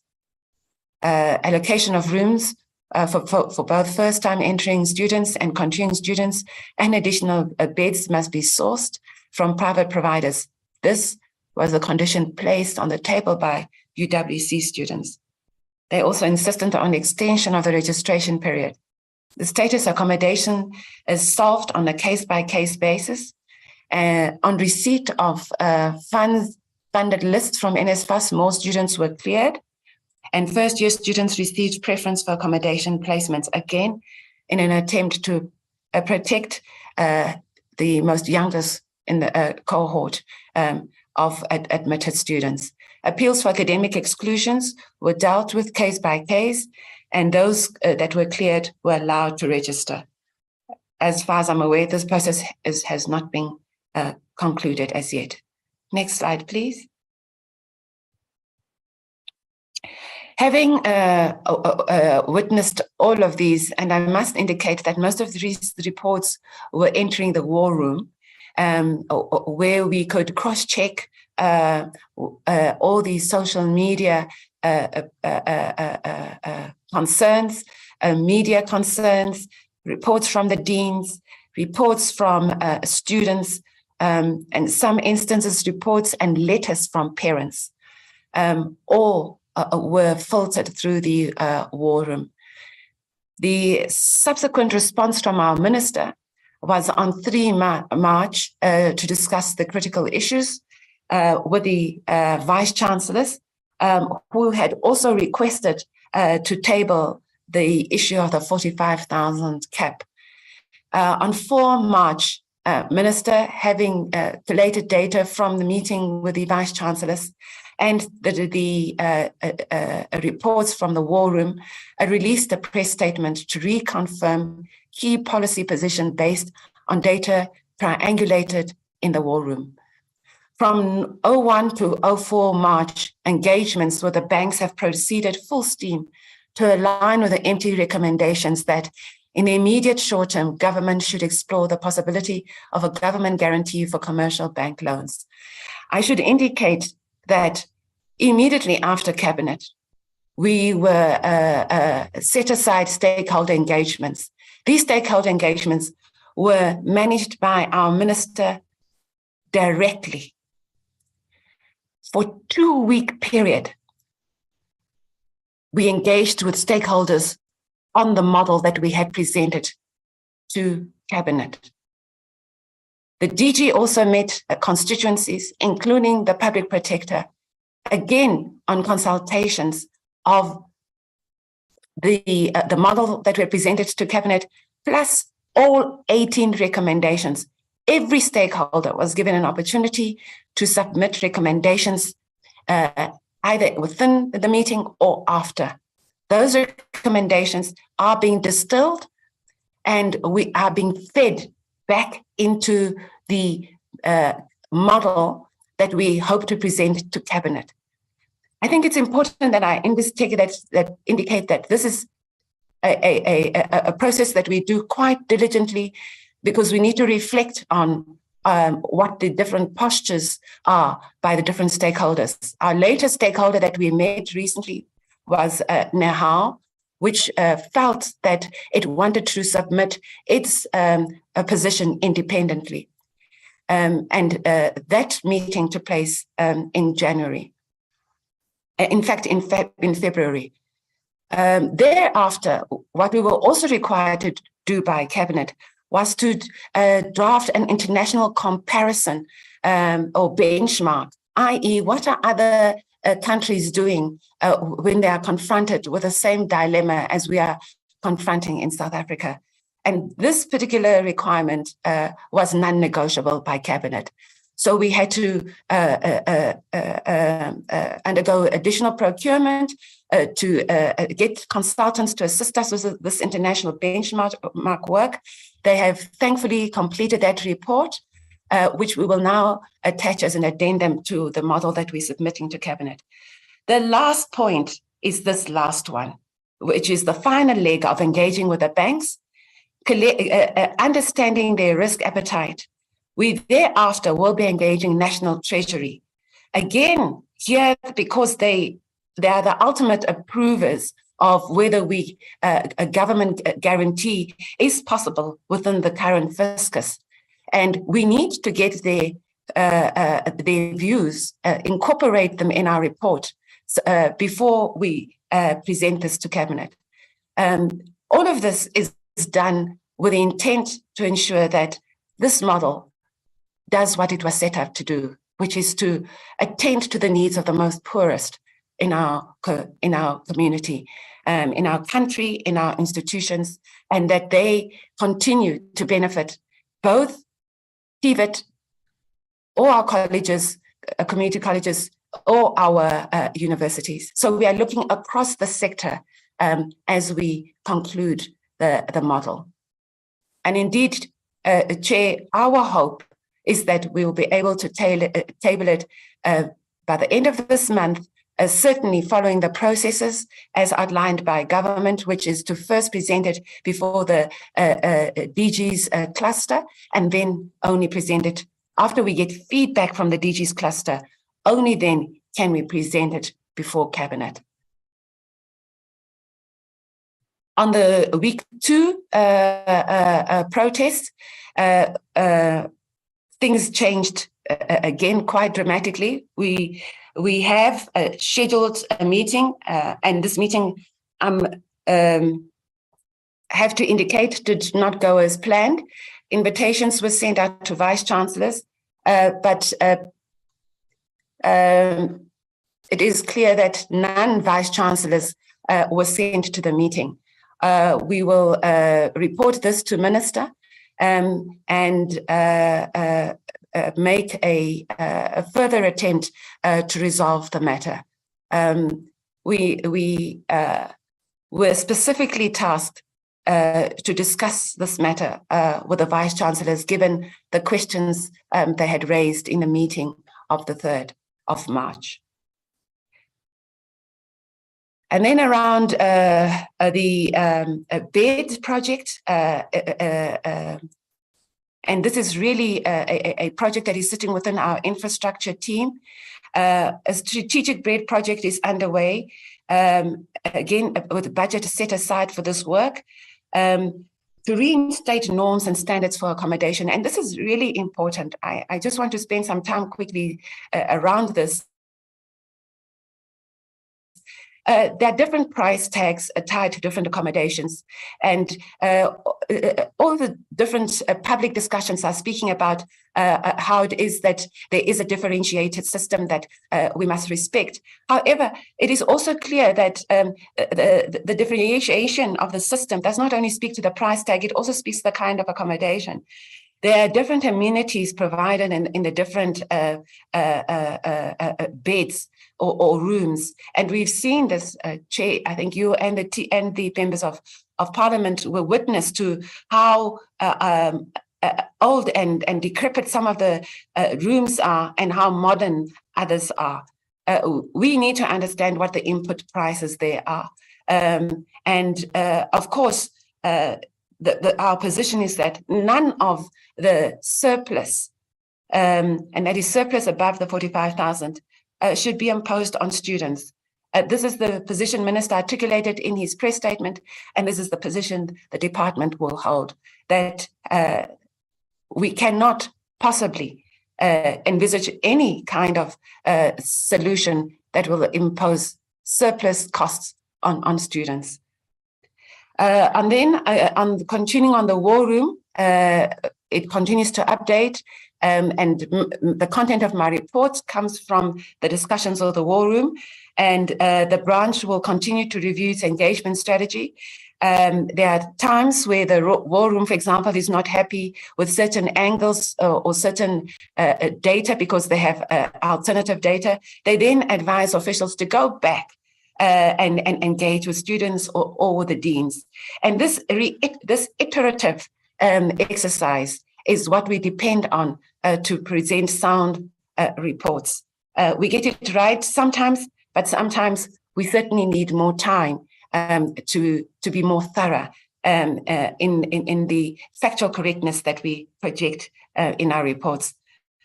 Stakeholder engagement is active, and certainly we will continue to engage with the vice-chancellors, deans, and SRCs in as far as the Act permits. We are mindful, and we have been told by the vice-chancellors that they do have policies which govern their work. We are respecting those policies because we do not want to be indifferent to their to governance provision, but we do urge them on what we believe is the right way to proceed. We have been consistent in our message to the vice-chancellors that we hope that they are engaging students, and our minister reiterated this, that he is hoping that the vice-chancellors are using the institutional forums that have been established that include multi-stakeholders. And we will continue to publicize that message that vice-chancellors must engage with institutional forums which have been established and are recognized in our Act. Clarification on eligibility criteria is in process, and indeed it became very clear in the meeting we held last week that there is confusion amongst different levels of management and how they interpret this to students and how NSFAS has interpreted. We are clarifying that through a process, a formalized process, and we hope by doing so we'll immediately reduce the number of appeals currently confronting the work of the tribunal. Thank you. Next slide. So that is all short term. I'll try and accommodate some of the long-term provisions in the next few slides. Next slide, please.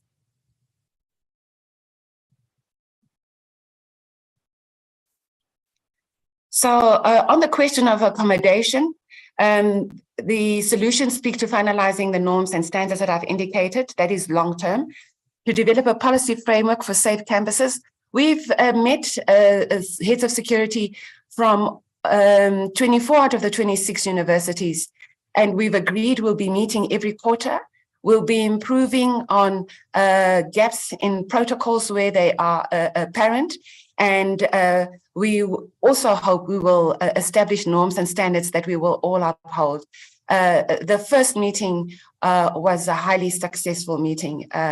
And we all agreed that one of the first things we will attempt to focus on is improve lighting and safety for our students.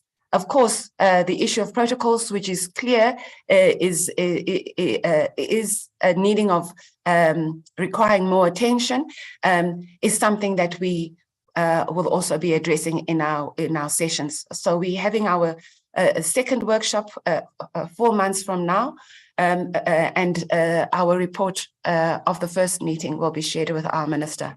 Accreditation policy must also be uniform across the sector. We'll be engaging with the universities, largely USAf here, who we know has been doing work on this, but increasingly also the NSFAS, and translate input this into the model that NSFAS is working with. On the question of extortion, we are extremely vigilant because parents are thankfully also writing letters directly to us as a department and to minister, and we are able to follow up directly with the universities, track where the problem is, and insist on swift action.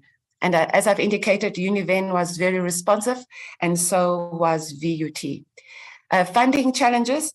Some universities have raised funding to support students. DHET has augmented funding for NSFAS, and as I've indicated earlier on, we are continuing to work with the greatest diligence on concluding the funding model. Next slide, thank you. On NSFAS systems challenges, we do recognize that given the scope in numbers, we have to recall that NSFAS started when it started with this work.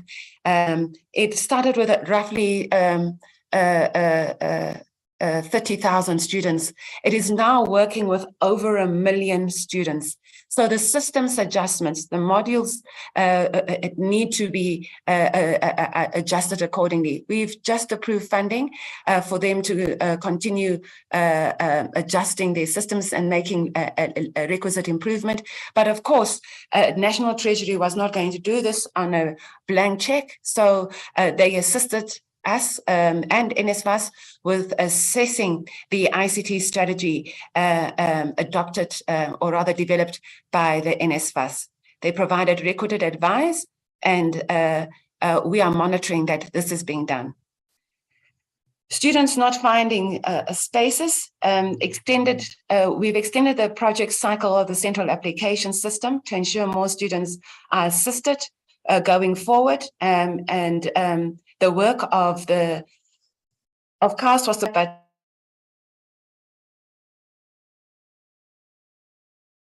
and we'll have better understanding of how to support students who do not get accepted on their first choice choices on their applications.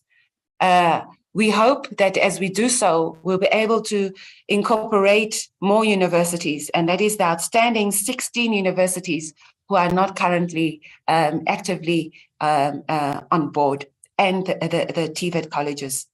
Given the successes and confidence we are building slowly with the system.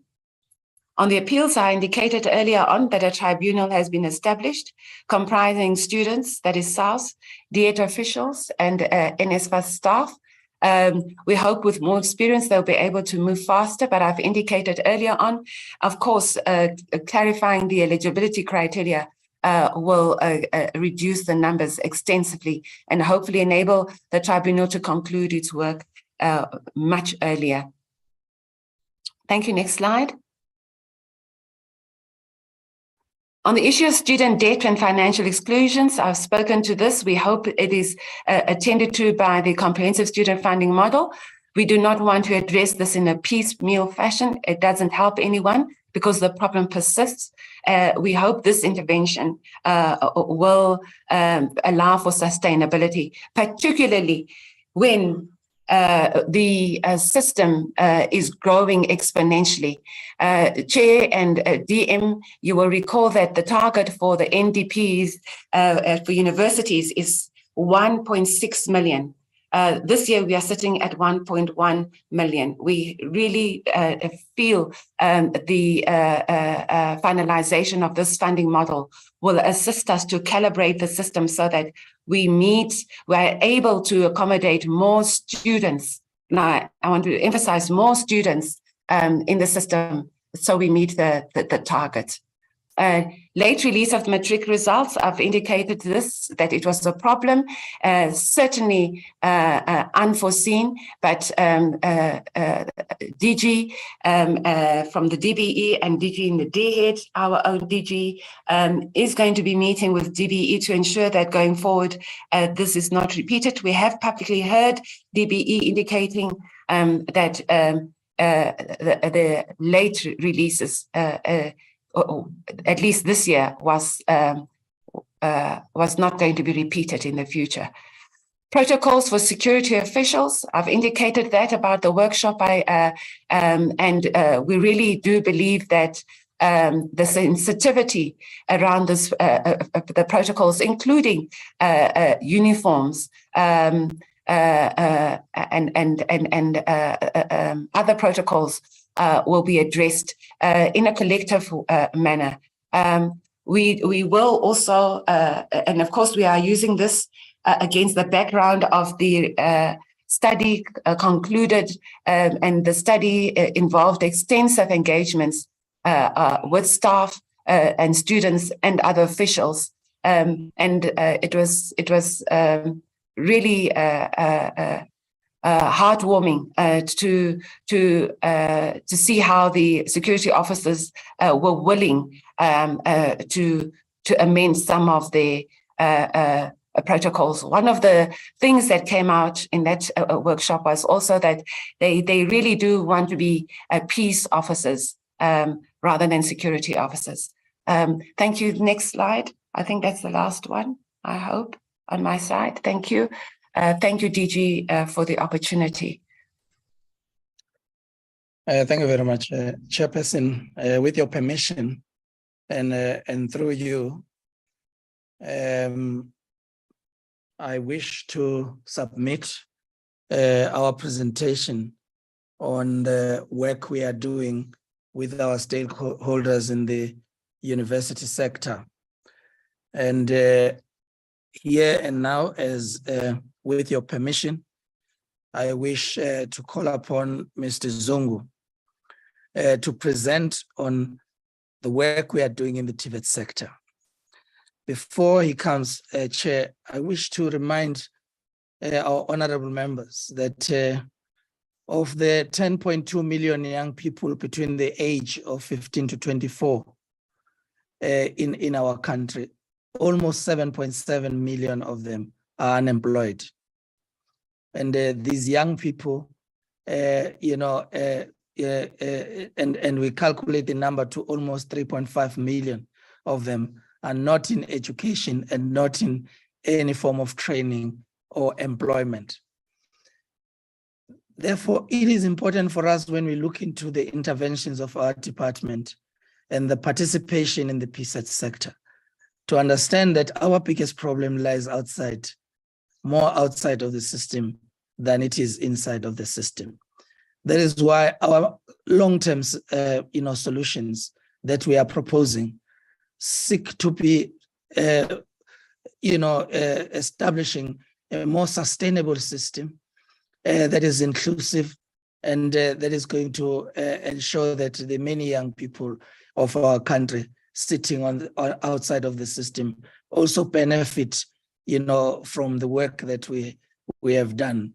We seek to open the doors of learning and culture for all, and this is what informs the work that we are doing with our colleges. Mr. Zungu. Thank you very much. Sorry, DG Zungu, and I don't mean at all to come in when we are dealing with TVETs, but can we just be wary of time, given that we still have to get a presentation from USAf and SAPCO? Thank you. Thank you very much, Honorable Chair. Thank you, DG. Let me extend greetings as well to the honorable members, our Honorable Deputy Minister, the advisors, and my colleagues from the department, as well as from SAPCO.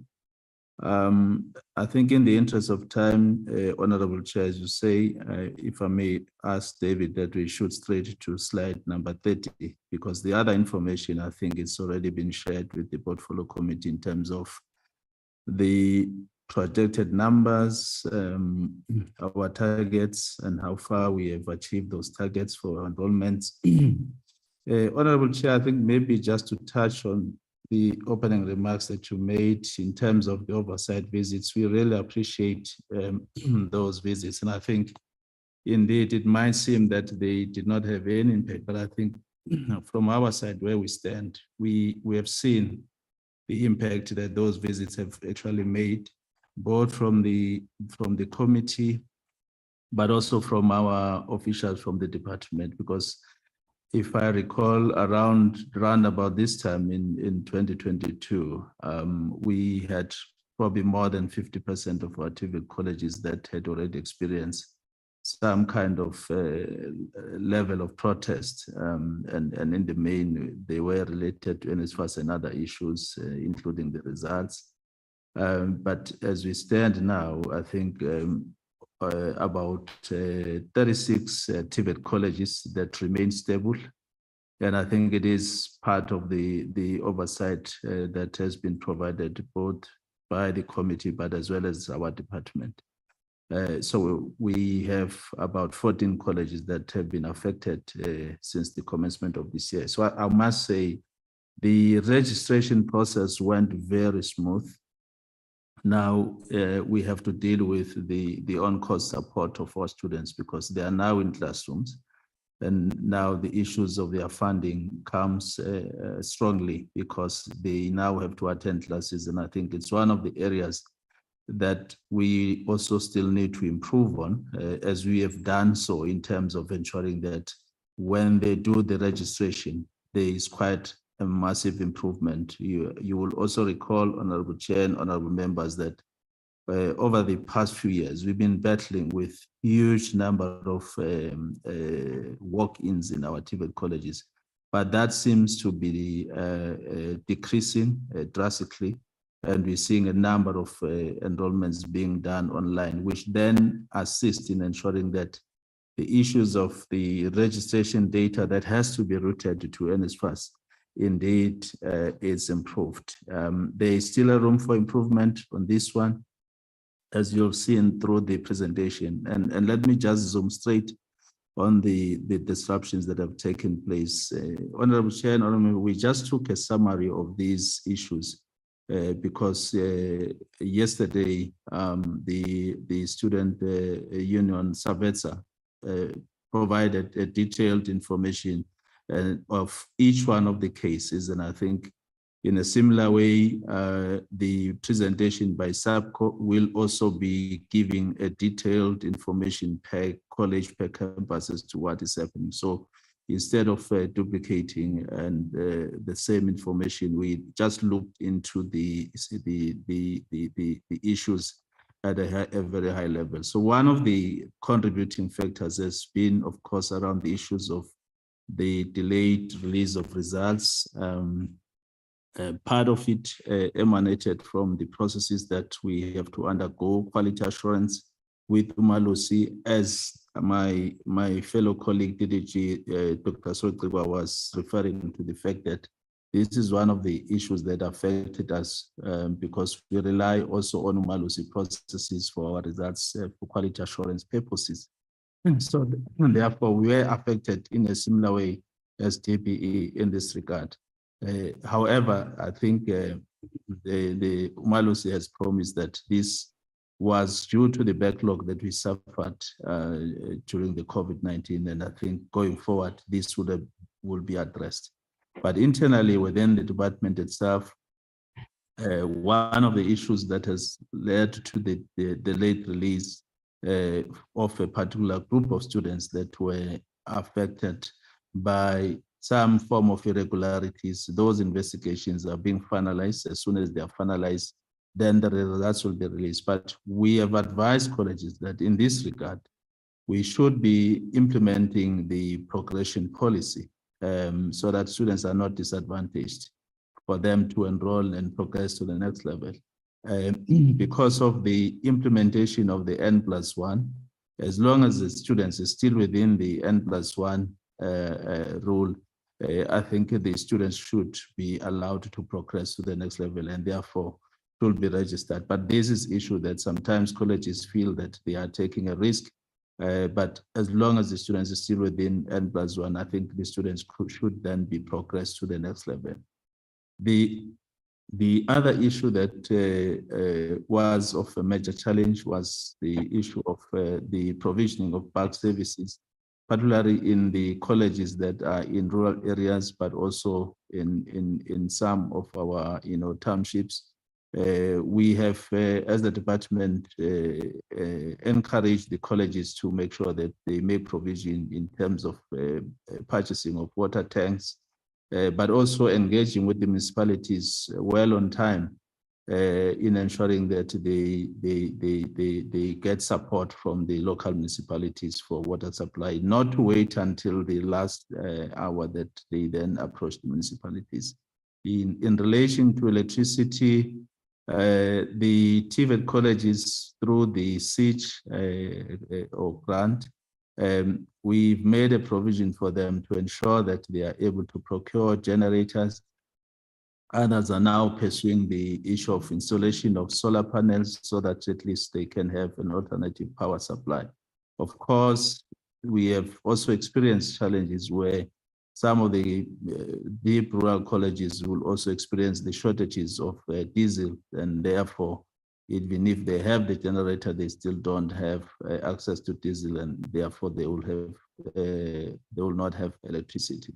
And this is an ongoing process. There is a national drive to look at how can we look at the issue of solar energy in our institutions. The third issue has been allowed around the issue of disbursements of allowances and NSFAS allowances. We've been engaging with NSFAS in this regard. As of yesterday, we had about 9 TVET colleges. Let me start with 41 TVET colleges that have already submitted the full reg. Therefore, those allowances have been processed. And I think what sparkled the protest was the fact that certain colleges, because the students do talk, certain colleges who have already complied in terms of the submission of reg data, they did receive their allowances on the 25th. And that will then spread around the country. Those that have not submitted full reg, those are the ones that we find that there are protests in those institutions.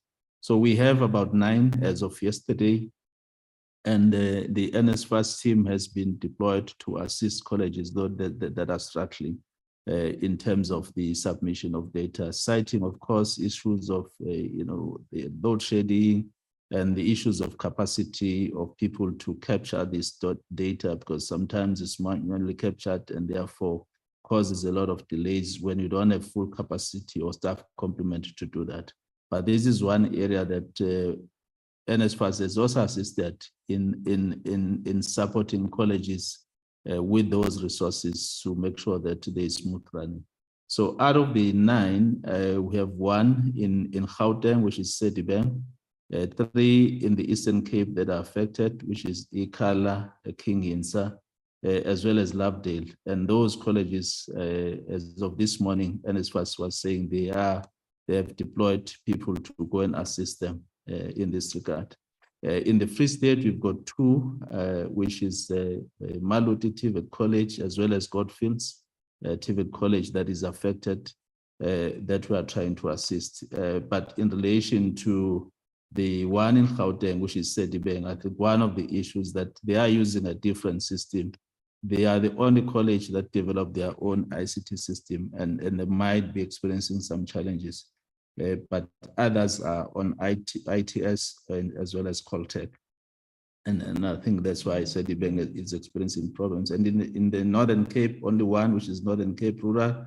In Northwest, it's 2, which is Daletso as well as Vuselela. However, Honorable Chair and Honorable Members, out of the 9 that I've named, there has been no protest reported on the 4 TVET colleges, which is the Northern Cape Rural, as well as Lovedale and Daletso and Vuselela.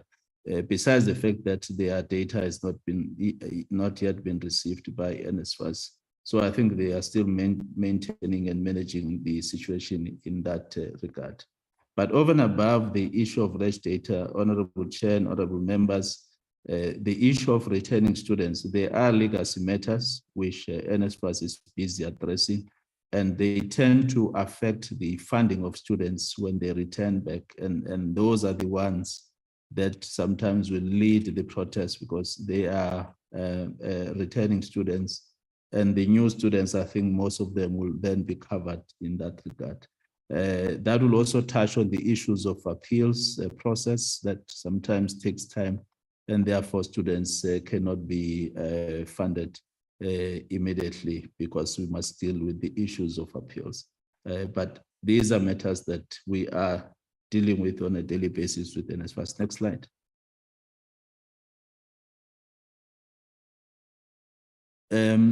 The other issues that have been reported has been the issue of the national shutdown by NEHAU. There are a few colleges that have been affected by this, and I think that situation is now under control. We did encourage colleges to implement the policy on managing the staff protests, which they are aware on how to manage that with minimal disruptions in terms of teaching and learning. And I think most colleges did apply that. The other issue is around issue of accommodation.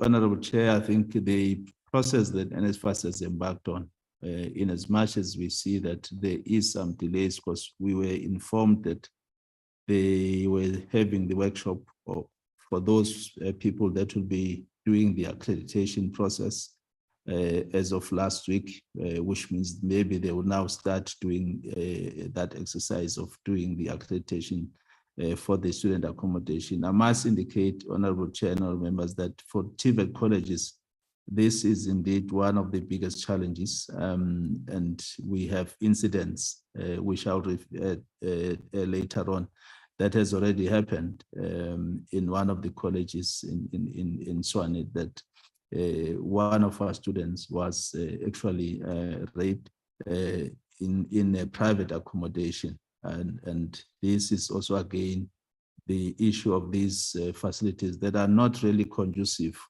for our students to utilize. So we are looking at that process in terms of the short and medium term, but on the long term process, we are aware that there is the process that is being followed in ensuring that there is provision for student accommodation in TVET colleges. There are a few colleges that are part of the SHIP project that is looking at student housing across the PSET system. The other issue is the issue of the increased demand for access in our colleges, where we're seeing that the number of young people are now inquiring, but unfortunately there are certain limitations which the colleges have cited in relation to the funding constraints because of our funding model, as well as the issue of teaching and learning facilities, the availability of those. In this regard, the DG has directed that we develop a comprehensive accelerated access plan, of which the first draft is already presented to the DG and the CFO. We had to go back and revise and some of the issues, because we are not just looking at the physical available space, but we also have to look at other different modes of delivery in terms of delivering our curricula. So we're looking at distance and online learning in order to increase the access, especially for those programs that focus on theory and the practical part is done in the industry. So students can enroll on that theory part on online or distance, and then they go to their workplaces for their experiential learning. So we are busy developing that. There's a task team that we have established that is looking at this model that we are putting together in line with the 2030 targets, Honorable Chair, Honorable Members. So we are working from 2030 backwards with the 7 years that we are remaining with, and see how can we then increase access on an annual basis for us to reach that 2.5 million students in TVET sector. The next slide, please. This is in relation to the two incidents that have been reported. There might have been more. Some of these we are getting the reports through the war room sittings that sits every day, chaired by Mr. Masuku, with all the regional offices also being present in those engagements. So we have an incident that happened where 3 students were killed that were at Escape Midlands, but they were outside of our premises. They were, it was over the weekend, and I think they were having some social engagements somewhere in the vicinity, and unfortunately they were killed. The matter is still under investigation by SAPS.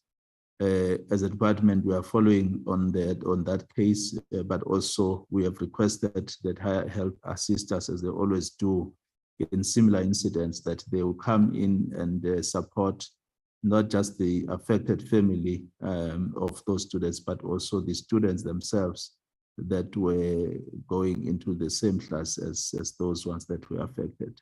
So it's a sad incident, but an unfortunate one that has happened at the East Cape Midlands.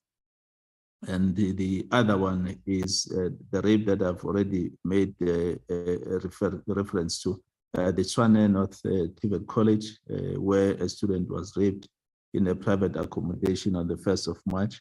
Again, it's a matter that is under investigation. Our team has visited the college from the SSS unit to also look at this facility where the incident happened. But we did get not a formal report as yet, which will still be coming, that indeed the facility is not really conducive for consumption by our students. And I think this is one of the area, Honorable Chair and other members, that requires urgent attention throughout our sector. Next slide. I think that would be the final slide, David. Yes.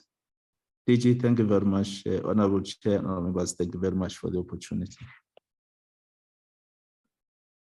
Thank you, Honorable Chairperson. We submit the presentation of the department. We trust that it meets the structure that was provided to us prior to this meeting. Thank you. Thank you, Chair.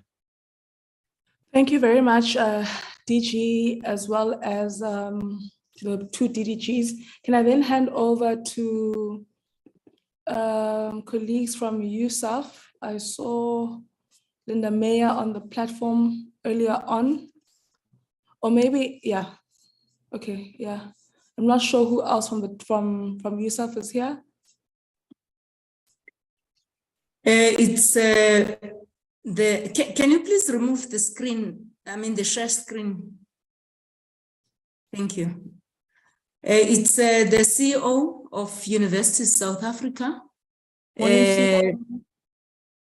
Thanks. I'm just checking if Professor Peterson is here. Oh, apparently he has not joined yet. I'm with Ms. Jana van Wyk from our office. I would like to share the screen share. Let's see if I'm able to do it.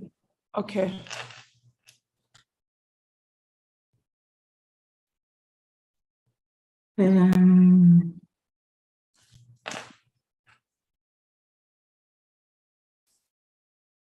Let's see. Thank you. Let me start by greeting you, Chair, together with the honorable members of the Parliamentary Portfolio Committee, our Deputy Minister of Higher Education, Science and Innovation, the advisors of Minister Nzimande, together with the senior officials of the Department of Higher Education and Training. Good morning to you all. Most of the issues that I will be mentioning have been mentioned, but I realize that they have been mentioned at a much more detailed level. We will take a high-level approach to them. We have been asked to provide an overview of the state of the higher education institutions as per our understanding of them as Universities South Africa. We will start with the progress regarding the registration processes, the impediments to that, the number of institutions which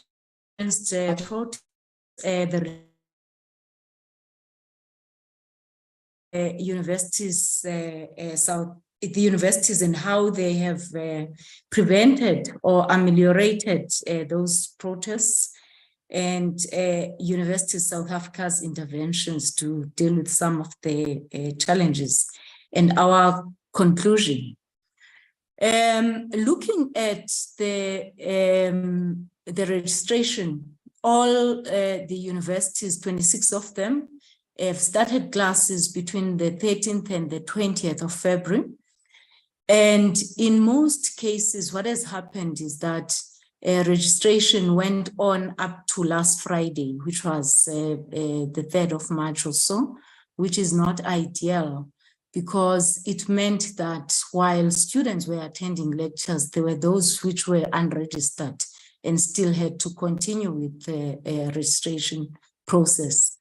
And that is very much unsettling for students. 19 universities have completed their registration process for both the F10s and also the continuing undergraduate students, whereas 7 of them have made provision for less late registration for some students. And those are the students which are largely awaiting NSFAS appeals, and others are awaiting the results of their supplementary exams, and others are experiencing financial difficulty to pay their registration. So the expectation is that after a certain period of time, they would have raised the funds which are required. For some universities, they've provided online access to teaching and learning, even for those students who have not yet registered. And others are allowing those students who have not yet registered to attend lectures while awaiting registration. But the understanding is that there will be a cutoff date to this concession which is being made. The registration of postgraduate students is on track, with some universities registering up to the end of March and others throughout the year. The impediments which have been stated by universities pertaining to the late registration of students is the late release of the matric results or national senior certificate results, the delays in the NSFAS funding decisions, with students' funding list arriving late and also in bits and pieces. This resulted in over-enrollments by some institutions. And we are aware of the fact that this may result in penalties when it comes to DHET. So what happened was that universities gave a cutoff date to students by which they should have accepted their offers. And by then, some of the NSFAS students had not received their results. By the time they received their results, the universities were full. So institutions such as UWC are highlighting this problem of students researched to accept. I'm talking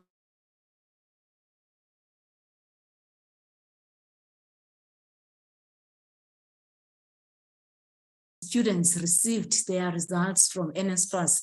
The universities had already filled their quotas that they had planned. We are aware of the 10 universities which have been reported to have had or experienced student protests, the latest now being TUT, 11 altogether, being TUT, and the duration of the protests have been from a few hours, one day, up to just continuing protests in institutions such as VETS, for instance, and UKZN. These are the reasons for the protests which have come out very clearly. The NSFAS delays have resulted in student protests because a number of students were not registered. They had to protest to force universities to over-enroll, like the case that I've just mentioned, for instance. And then the other aspect is the student accommodation, be it the shortage of the number of beds or the NSFAS capping, which prevented some of the students from having the accommodation of their choice or the accommodation that they had originally been allocated to. So that has caused a lot of turmoil within the universities. And then the other thing is the student debt. We are aware of the root of this, and this has been communicated enormously previously. It's an issue that the entire sector has been concerned about. So it has caused some of the protests that we are seeing. So in some universities, SRC political groups, sometimes infighting of them, for instance, at TUT, the source of the protests are not from SRC. There's been extensive engagement with the SRC, but they are coming from one of the political grouping of students. UKZN, there has been fighting between the groups, the political groupings within the SRC. Electricity and water supply has been a big issue, particularly for UJ, and efforts have been made to try and resolve this, although some of the things like cable theft had nothing to do with the internal university system. So when we analyzed the reasons that were provided by the higher education institutions, our assessment was that they are very much at a national level. There are very few of them which are emanating from higher education institutions' specific areas. These are some of the ways that the universities have tried to prevent the protests or also ameliorate them where they have been. The students' engagements with the management has assisted a great deal in ameliorating the protests through the established structures. Some institutions have established these structures.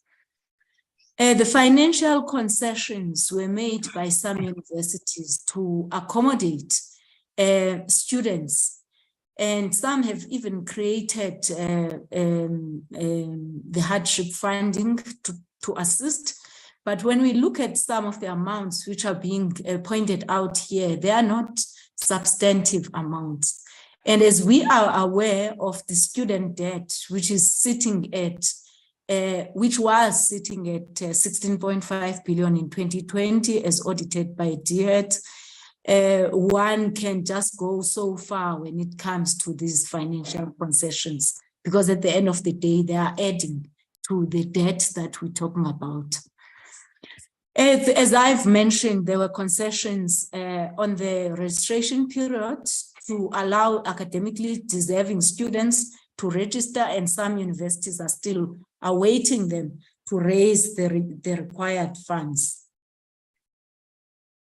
These are some of the USAf's interventions to assist with the challenges.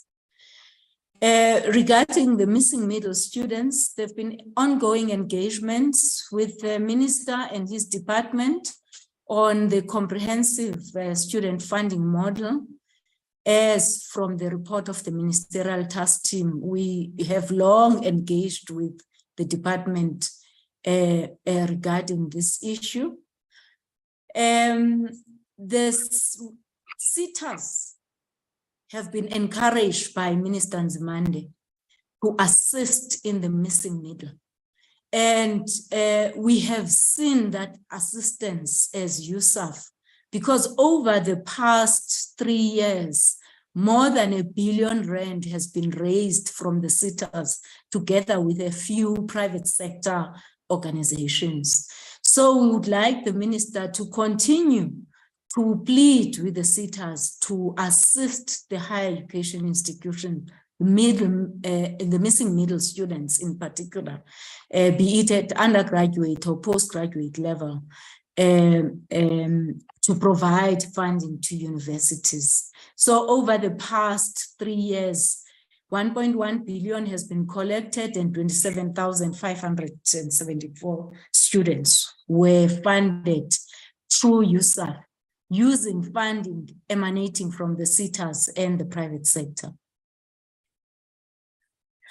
On the issue of NSFAS capping of student accommodation, we have had ongoing engagements with the minister and DHET.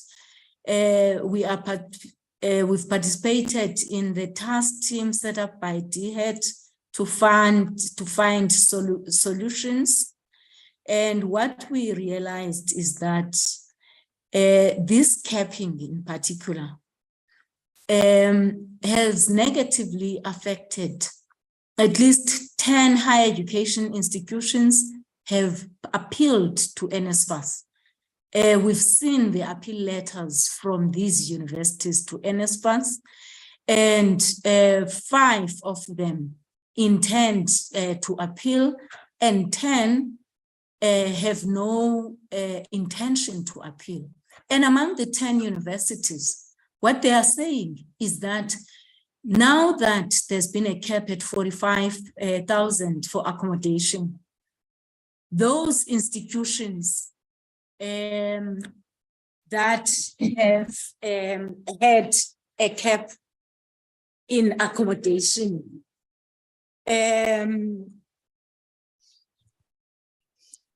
sorry, I just got interrupted a bit, sorry. Those institutions that have not been impacted by this cap, the service provider want to raise their accommodation level to 45,000. And now the vice chancellors, together with staff at universities, appear to be prohibiting the service providers from raising their fees to this amount. So that is an area that the system will have to guide against. And certainly from our side, we have received the reasons that the universities are putting forward on appealing against this capping. And these are some of the substantive issues that have been outlined in those appeal letters, that the input costs have been put up or pushed up by the interest. Some universities have taken loans in order to build accommodation infrastructure. So looking at the interest that the providers of the loans, be it banks and so on, that they are charging, because at the end of the day, one has to pay back the interest together with some of the amount for the loan. And the leases for accommodation, together with the transport which is being provided and the staff costs that the university puts in those leased accommodation, they do not amount to this 45,000 per month, which is being provided. There are some universities where the majority of the rooms are just single rooms, and that pushes the price up, and there's nothing a university can do about it except to charge the relevant amount. And the nature of a university room is different from me going to hire a room anywhere else. And it's not about the space that I've been provided. There's more that gets provided by a university accommodation. So from the academic side of things, you'll find out that there are computer rooms which are there, there are study rooms which are there. From the health perspective, you'll find out that there are clinics there, sanatoriums which are there. From the well-being of students, you'll find out that there are courts, tennis courts, there are gym halls which are there. these are facilities whose costs cannot be put under a tuition unless they are meant for tuition. Provision of energy and water has been another added expense lately, where you find out that universities have got boreholes, they've got tanks, and water gets tested in these tanks so that they are fit for consumption by the students should we run out of water because of the pumps which are being managed through electricity, which does go on and off as we are aware. So what I'm trying to highlight is that apart from the issue of collusion, there are input costs, which depending on the area, depending on the type of university, and depending on the services which are being provided, do get to this cap and exceed it. The extended curriculum for some of the students, including medical students, dental students, and so on, it just pushes the accommodation time up a bit. So in conclusion, Chair and the honorable members, most of the factors that have contributed to students' protests at universities are systemic and national issues which need to be dealt at that particular level. However, there are institutional specifics which can be recognized, of course. As USAf, we are committed to ongoing engagements with the relevant stakeholders to ensure the stability of the sector. Thank you very much. Thank you very much, Dr. Matu from USAf. There's an echo, colleagues. I'm not sure where it's coming from. Okay, there we go. Thank you very much, Dr. Matutu from USAF. I'd like to then hand over to Prof. Putsisi, representing colleges. Thank you, Honorable Nompendulo Mkachwa, the chairperson of the Portfolio Committee on Higher Education, members of the committee on Portfolio Committee on Higher Education, the Deputy Minister of Higher Education, Science and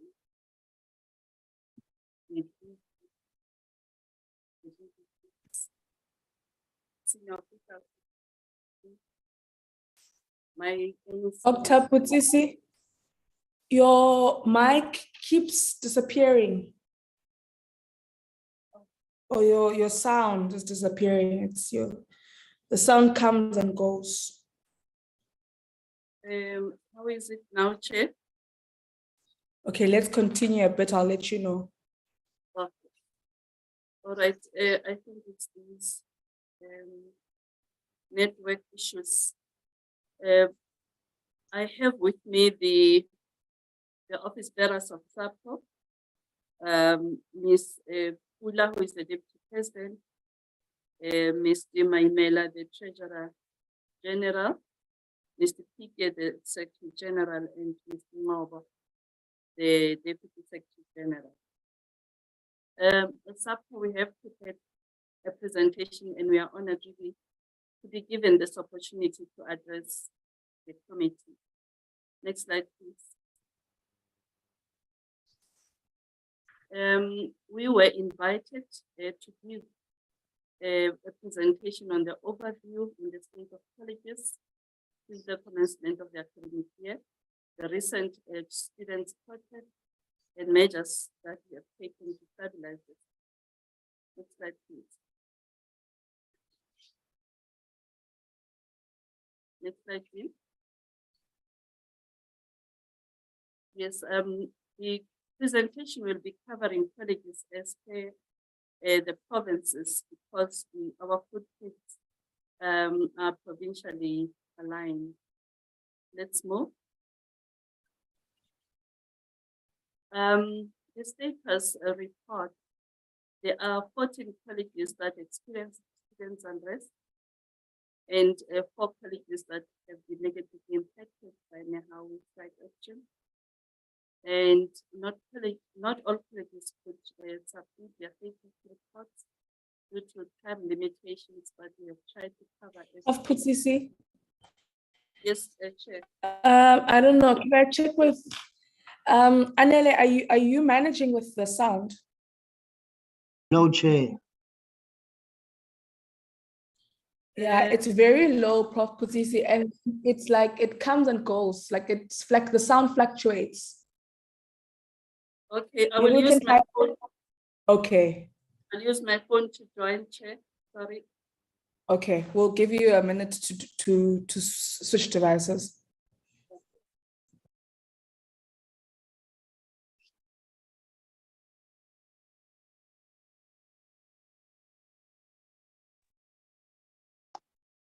I'm back in, Chair. Can Okay, you hear me? we can hear you. I want to believe it's going to be much better. You can continue. Okay. Sorry for that disruption. We are focusing on all colleges across provinces. As I indicated, the main challenges at campuses revolve around NSFAS, the shortage of lecturers, and in some cases, textbooks. Yes. The following colleges in the Eastern Cape reported unrest.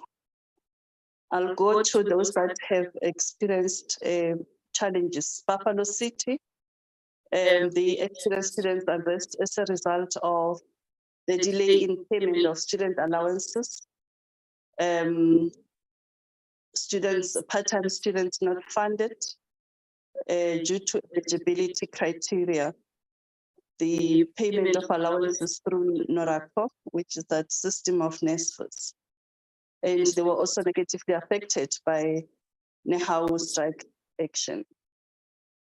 How they resolved the matters, they've been having constant communication with the SRC. They beefed up security to protect state assets and staff, as well as students. They also sought court interdict. They had timers interaction with the NSFAS to be able to arrest the necessary disruptions that they experienced and to receive necessary attention. Since the beginning of the year, there has been some students unrest which they experienced, and all classes started as per schedule. The textbooks were delivered on time, and lecturers were also appointed on time, but the college experienced some kind of disruptions due to the reasons I stated. The second college in the Eastern Cape is King Hintsa, that experienced student protests in the second and third week of February in the campuses as stated. That resulted in the delay to start classes, and classes were disrupted because there were delays in recruitment of lecturers.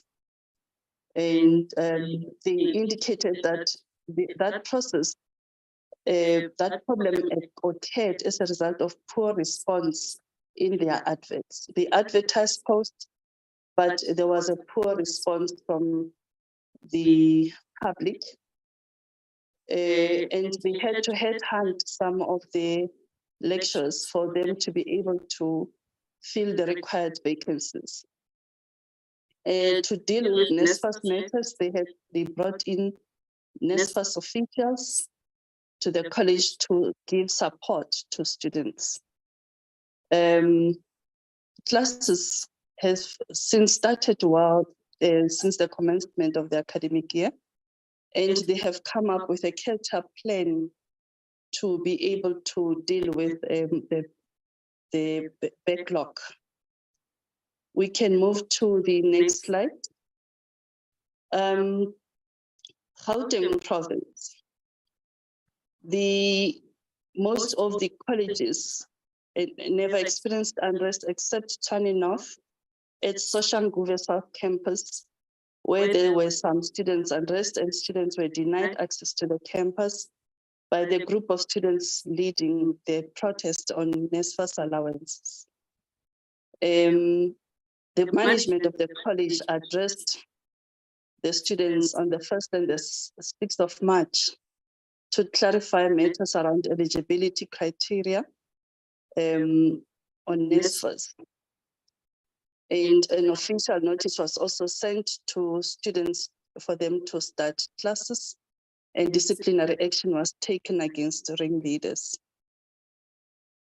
Let's move to the next slide. Western TVET College also experienced some protests at the respective campuses as stated, but the NCB supplementary examinations continued as planned. One of the matters that were raised by students was shortage of lecturers, but the college has since engaged the HR department for them to process the appointment of lecturers. A catch-up plan is in place to cover the lost tuition time, and the meetings between the management, SRC, and the students' community were also held to address the concerns raised by students. Next slide, please. Citibank TVET College also experienced unrest twice, and at Vanderbilt Park campus, where students also were demanding to be registered at the college, despite the limitation of space and also blockade of campus gates by the student political formations, demanding for students to be registered at the college. But there were meetings held with the student political formations, the SRC, and the college management to resolve the matters. As the DDG caters to Citibank is using a different system, and that affected also the processing of the applications and finally admissions. They also highlighted that one thing that affected them severely was the late release of the grade 12 results. That caused a lot of pressure on their enrollment process. Due to high demand for access to the college created extra group and accommodated more students in the afternoon. The additional students are funded by council of the college, and they also ordered additional learning and teaching support material. Next slide, please. Free State, Goldfields and Maluti are the ones that experienced the unrest. With Goldfields, the issues raised there were the structural defects at one of their main buildings at Velcom campus. As a way of stabilizing the situation there, the management had meetings with students, and they also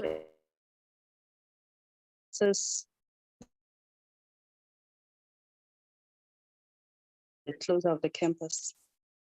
So the Department of Labor officials went there, but they couldn't find a reason for total closure of the campus, except to advise the college management on how to go about when renovating the building.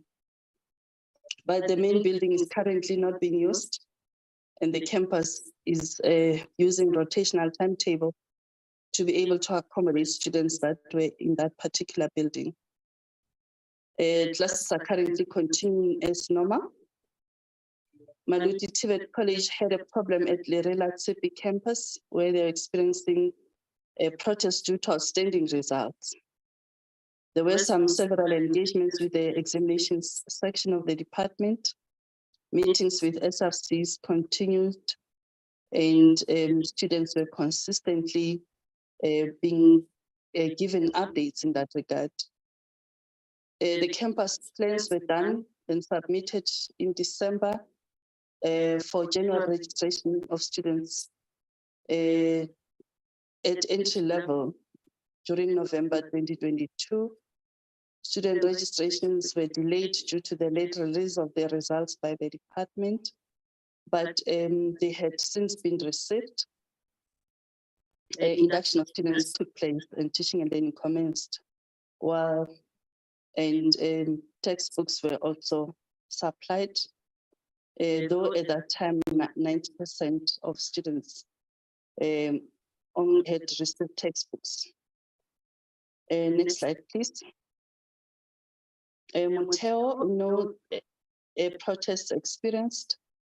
As management, there were meetings that were held between the SRC and the student political formations to address issues that came up through the SRC for the attention of management. For those that are self-funded, there is a deposit fee payable during registration, which is not a registration fee as such. It is part of their fees. The appeal committee be established for students with outstanding fees, and NSFAS issues on student allowances be addressed. These meetings were very successful, and we managed to resolve the matters as such. Teaching and learning commenced well, and all that is required for teaching and learning to progress were done. And to deal with NSFAS issues, NSFAS officials were deployed to campuses of the college to deal with individual students' cases. Let's move to the next slide, please. KZN, we have Coastal TVET College, which had minor incidents at Swindon campus. The cause was as a result of a build-up towards SRC elections. As they were campaigning, the leaders want to showcase that they have a muscle to change the situation around the campus, and that disrupted the college operations a bit, but the situation was addressed. The other demonstrations were as a result of interruption of water supply at one of their campuses at Umlazi, and also the PLP students who did not receive the required results to progress to engineering courses. They were showing their unhappiness, and the disruptions were said to be minimal and were dealt with. They also encountered Nehau strike action by staff at one of the residences there. But meetings were held to deal with the unrest, and the memorandum was issued out to regulate campaigning during SRC elections. And SSS officials also had meetings with the student leadership, the meeting is scheduled for today, to look into the policy and recognition of student political formations. The teaching and learning has been progressing well until the disruptions commenced.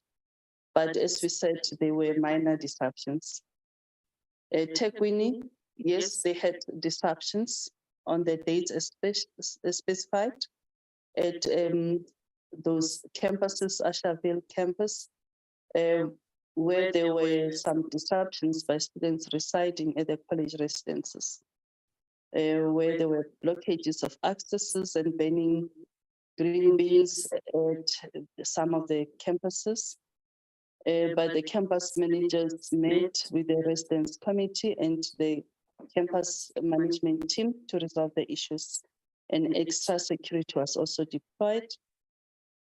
Next slide, please. Following, experienced some strike actions on the date specified at Mandeni campus. There has been some series of engagements with campus management, internal security, and police to look into the possibility of resolving the impasse there.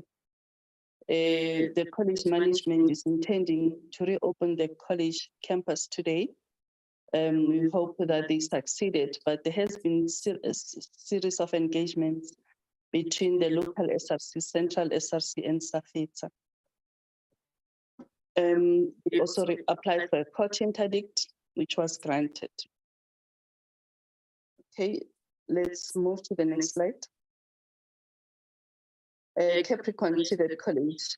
This college experienced serious difficulties where students, pushed the college cars, the offices, and some other facilities at the college, the guardhouse, and SAPS had to come in, and the college management engaged with community representatives from different political parties, municipal firefighters, and also the SRC to deal with this situation. The colleges appointed, lecturers donated, and they commenced their duties from the 17th of February. Textbooks were also delivered at campus. Seemingly those were the issues that they were battling with. At Mopani TVET, students blocked gates and removed those who already in class, barred them from attending. They were demanding the cancellation of online classes. SAPS was brought in to deal with the situation, and engagements with the SRC also were held. Since the reopening for academic year 2023, the institution was dominated by disruptive behavior displayed by various political structures emanating from the students' online applications. Members from these structures crowded the campuses of the college, demanding to meet with the college management, including harassing, assaulting, and forcefully removing staff from their workplaces. Let's move to the next slide. Nkangala at Mpumalanga experienced some protests at one of their campuses for the last 2 days that disrupted to teaching and learning. But the student support services manager and the financial aid officer attended to the grievances of the students, and the students went back to their respective classes, and teaching and learning is continuing. They also were affected by Nehaudi strike action at 3 of their campuses. Let's move. Northern Cape, no protest actions were reported to us. Next slide, please. Northwest, Orbit is not experiencing any, as well as Taleso. Teaching and learning is progressing well. Let's move. Same with False Bay and Boerland in the Western Cape. They had a good start of the academic year. Let's move. South Cape also had protests on the 23rd of February at George campus, and as well as Oudtshoorn. But they said since the 27th of February, no further protests were recorded. There has been engagements between the senior management of the college and the principal, as well as the SRCs from those respective campuses, to discuss NSFAS guidelines, which were fully explained to the SRC chairpersons of various campuses. West Coast also experienced some unrest at the Akredendal and Malmesbury campus. The college management is meeting the SRC and students who are leading the protest. Teaching and learning started very well. They ran their induction programs. Academic managers visited campuses, and textbooks were also distributed accordingly. Next slide, please. In conclusion, as SAPCO, we will work very closely with colleges to monitor the situation where unrest have been experienced. We have been engaging even before this meeting, where principals reported to us about their difficulties. And meetings will be held with SAPCO leadership for intervention. We have a planned meeting where we have to confirm the date. NSFAS management will also be continuously engaged, as we have been doing, to resolve funding issues. TVET colleges sector expansion is inevitable in order to allow access with success at colleges. This is premised on the fact that there has been huge interest shown by young people to register at our colleges. Thus, the demands by the student political formations for us to register them despite the limitations of space. But this matter is a matter on the table of the minister. He has been in the driving seat towards ensuring expansion of the sector, and also supported by the DG and the officials of the department. And we also made a contribution as SAPCO in tabling different scenarios in expansion of the sector as per the NDP targets. Additional funding is required, therefore, to support this expansion. That is why the minister approached Treasury to support this initiative. One other matter that is of critical importance is the missing middle funding. These are some of the students that would not be covered by NSFAS per se, but needing attention. TVET colleges naturally services the students from poverty-stricken backgrounds, and we can't just turn a blind eye to that effect. The DHET and SETAs to be engaged on this matter. Yesterday, we had a meeting with the SETAs, and in my engagements with some of the officials and CEOs and CFOs, they expressed an interest in supporting colleges in funding the missing middle. Student accommodation at TVET colleges needs to be given a priority. Most of the colleges do not own their own accommodation, and as it has been reported by the DDG, most of our students need accommodation, and exploitation by the private sector, as well as the problems that they encounter in private accommodation, can be dealt with and be kept or done away with if colleges student accommodation is prioritized. Chairperson and members of the committee, this is the presentation from the South African Public Colleges Organization. We really want to thank you for the opportunity given to us. And we also want to thank the department for their support. Thank you, Chair.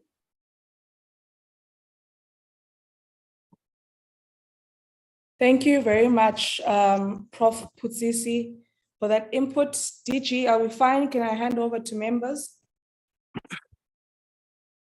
Thank you very much, Chair. We may proceed. Thank you. All right. Thank you very much, DG, and thank you very much to Dr. Matutu, Prof. Putsisi, DDG Zungu, as well as DDG Sotsikwa for your presentations. I'd like to note hands of members who would like to engage and also encourage us to be sharpshooting in the concerns that we have, and most importantly, on the recommendations that we are putting forth. DG, I want to really appreciate the ability of the TVET program to communicate to us. There's clarity from my side. I can hear what they're saying, from students right through to the leadership of the sector.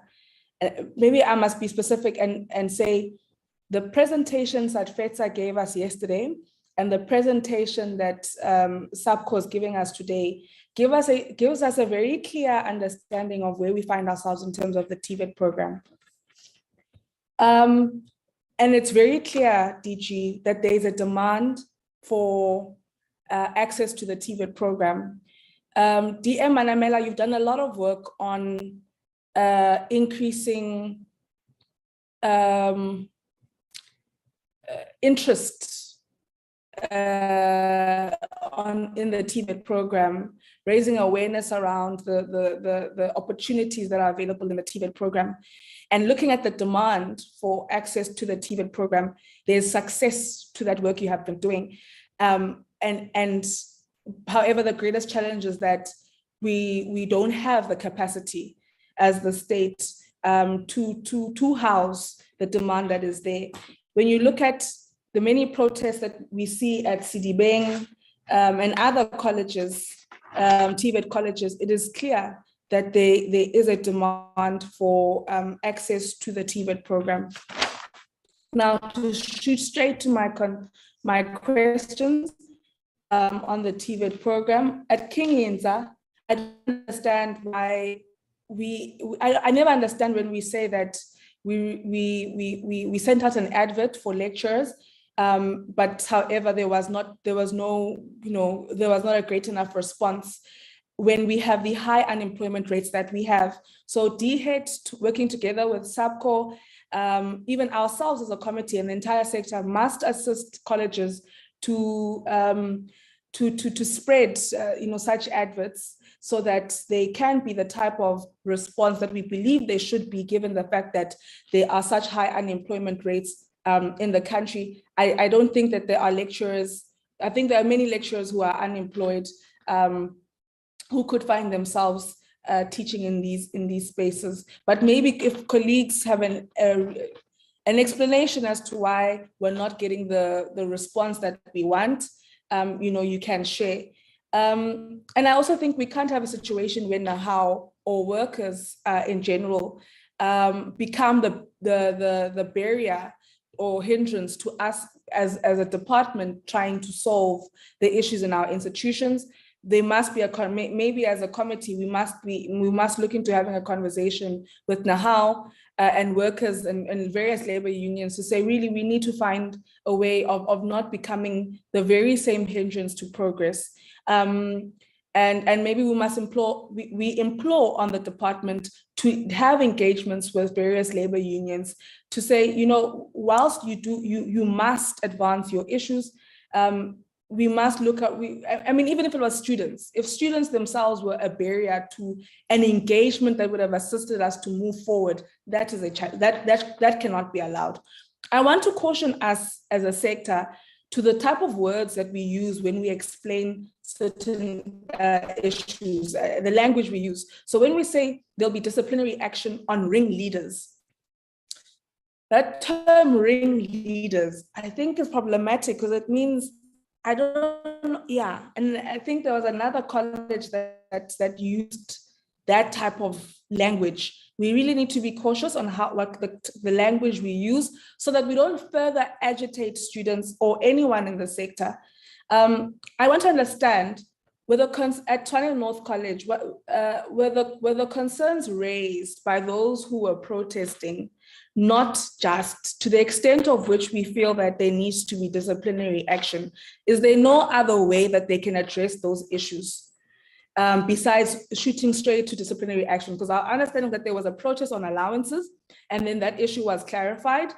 So were the concerns raised on allowances not just to the extent of which we want to then place disciplinary action there? On the last table, we don't indicate whether or not classes have continued, because we say that they protested from the 1st to the 6th of March. So yesterday would have been the 7th and today's the 8th. Our class is continuing today. At Western College as well, our class is now taking place. At Sidibeng, I've said we also need to work on career expos. There are too many incidents where students say, there are still too many incidents where students say, I did not think I was going to pass, therefore I did not apply. We as a sector must establish a guidebook if we don't have one. To be honest, I'm not really convinced in the work of, this is a segment of the department, I'm forgetting what it's called now, that deals with career expo type of work. I've worked with them once on a constituency program, and to be honest, I was not impressed that they left before the engagement even concluded. So I think DG, we need to look into that. DM, we need to look into that division or unit or the department that deals with that. Let's establish a very comprehensive guidebook that we can distribute across DBE. So every LO teacher must have this book. It must be distributed, this booklet, it must be distributed. We must even distribute it to CET colleges and TVET colleges, because we know that there's an articulation of a student who may want to go to a TVET, from a CET to a TVET, and then maybe a university, or from a CET to a TVET, and that's it, or a CET to a university. So our CETs and our TVETs will need this guide. It must be clear. It must even indicate that even if you did not do well in grade 11, apply for university. You don't know what your outcomes would be at the end of your matric year. And even if the provisional response is rejected, once you have actually sent an application, there are processes of appealing it to say, hey, you know, I don't know what I was doing in grade 11, but now I have passed my matric and I passed very well.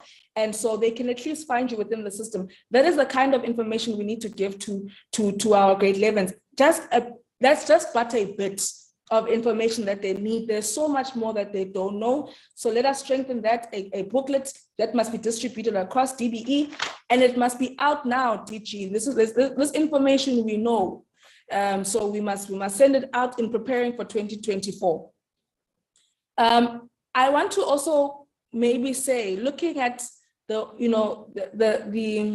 accounts that SAPCO is giving of how students, for example, will protest before sending a memorandum. And of course, we don't have the background to say, did they maybe have the SRC have a meeting with management before? Was the SRC able to express the work it's doing with management to their students and all of that? I think we need a colloquium of some sort across the sector. So it must not be only student leaders who are invited to the colloquium. Maybe we can beam the colloquium for all students to join in online. And it must be a huge project, maybe of the committee or of the department, across all the programs, CET, TVET, university, to speak about how we can engage with one another, and to even bring the students who are not in the SRC on board and understanding how these systems work. Because there's an account here that says, the memorandum, so the management didn't even know that there was that they didn't even know that students were agitated by something. And then all of a sudden, the next day you wake up and this is the state of campus. Of course, we don't know the background to say, were there previous engagements that others were not privy to, but there's just definitely a need to engage so that, matters don't escalate. On Goldfields, definitely, again, a need to expedite work around infrastructure. I'm not sure what I wanted to say about Maluti. I see it, I've written here. And again, at TVET TVET College, we're not surprised, DDG Zungu, because when we went there, we saw the state of the accommodation at Asherville campus. And so, we had said that the state of the accommodation at TVET TVET College was not sufficient, and that of which we have is not in good condition. And so that is something that we need to work on expediently. I'll leave it at that for now. Honorable Mananiso, Honorable Sibia, Honorable King, Honorable Muhale. Honorable Mananiso. Thank you, Chairperson. And let me start by appreciating your remarks with regards to what needs to be done. And I'm happy that most of them is recommendations in terms of how the DHET and other stakeholders can strengthen other issues that we see loopholes on. And Chairperson, I must say, I'm very happy about their responses on some issues, more especially from USAf and SAPCO and DHET. And then I would like to start with recommendations. One would want to support your fact of having a colloquium on how the system works, because you can depict in their presentations to say that in all these challenges that we are facing, most of the issues emanates from the fact that people, they don't understand policies and as well how the institutions are operating at that level. So it is important that we bring everyone along so that as well parents who are still guardians for those 18 and to 20s can be able to as well take responsibility of being part of the whole civic education. So one wants to actually acknowledge that recommendation. And then I would want to just indicate one of my worriness noting slide 11 by DHET. I think, Chair, there's a need of having a written response with regard to specific issues that have been raised and per specific 26 institutions that we have of varsities in terms of what is actually happening with specific timeframes. And this would go to those who have presented as well and SAPCO to say, can they give us specific timeframes in terms of their recommendations on engagement? Because we are noting that there's work that is happening. However, for us as members who are actually doing oversight, when we don't have the specific timeframes, there's nothing that we can actually measure if everything is happening as per the commitment. So it is important that members gives us the specific timeframes in writing. And to DHET, I want to check the composition of the war room. Then this one can be as well be submitted through ANELE so that we can check if that whole room is inclusive of different units that are actually in charge of these institutions. On other issues that I have noted actually on the issue of electricity and water supply, I just want to check the engagement with municipalities. Are there engagement or the municipalities are not involved? Because of now the fact is we cannot speak with other services as if there are no specific departmental custodians who can deal with those issues. So I want to check if in all these challenges, more especially those that are locally based, are we engaging municipalities to actually assist the institutions? The other matter that one have noted, Chair, is the issue of how we do. I've been listening to you when you were speaking about prior to a person being in an institution of higher learning. But I think one can tell that there is a need as well to strengthen our orientation in terms of a career expo as well, because if you do pre and you don't do after and within, then you would find a problem of issues of not aligning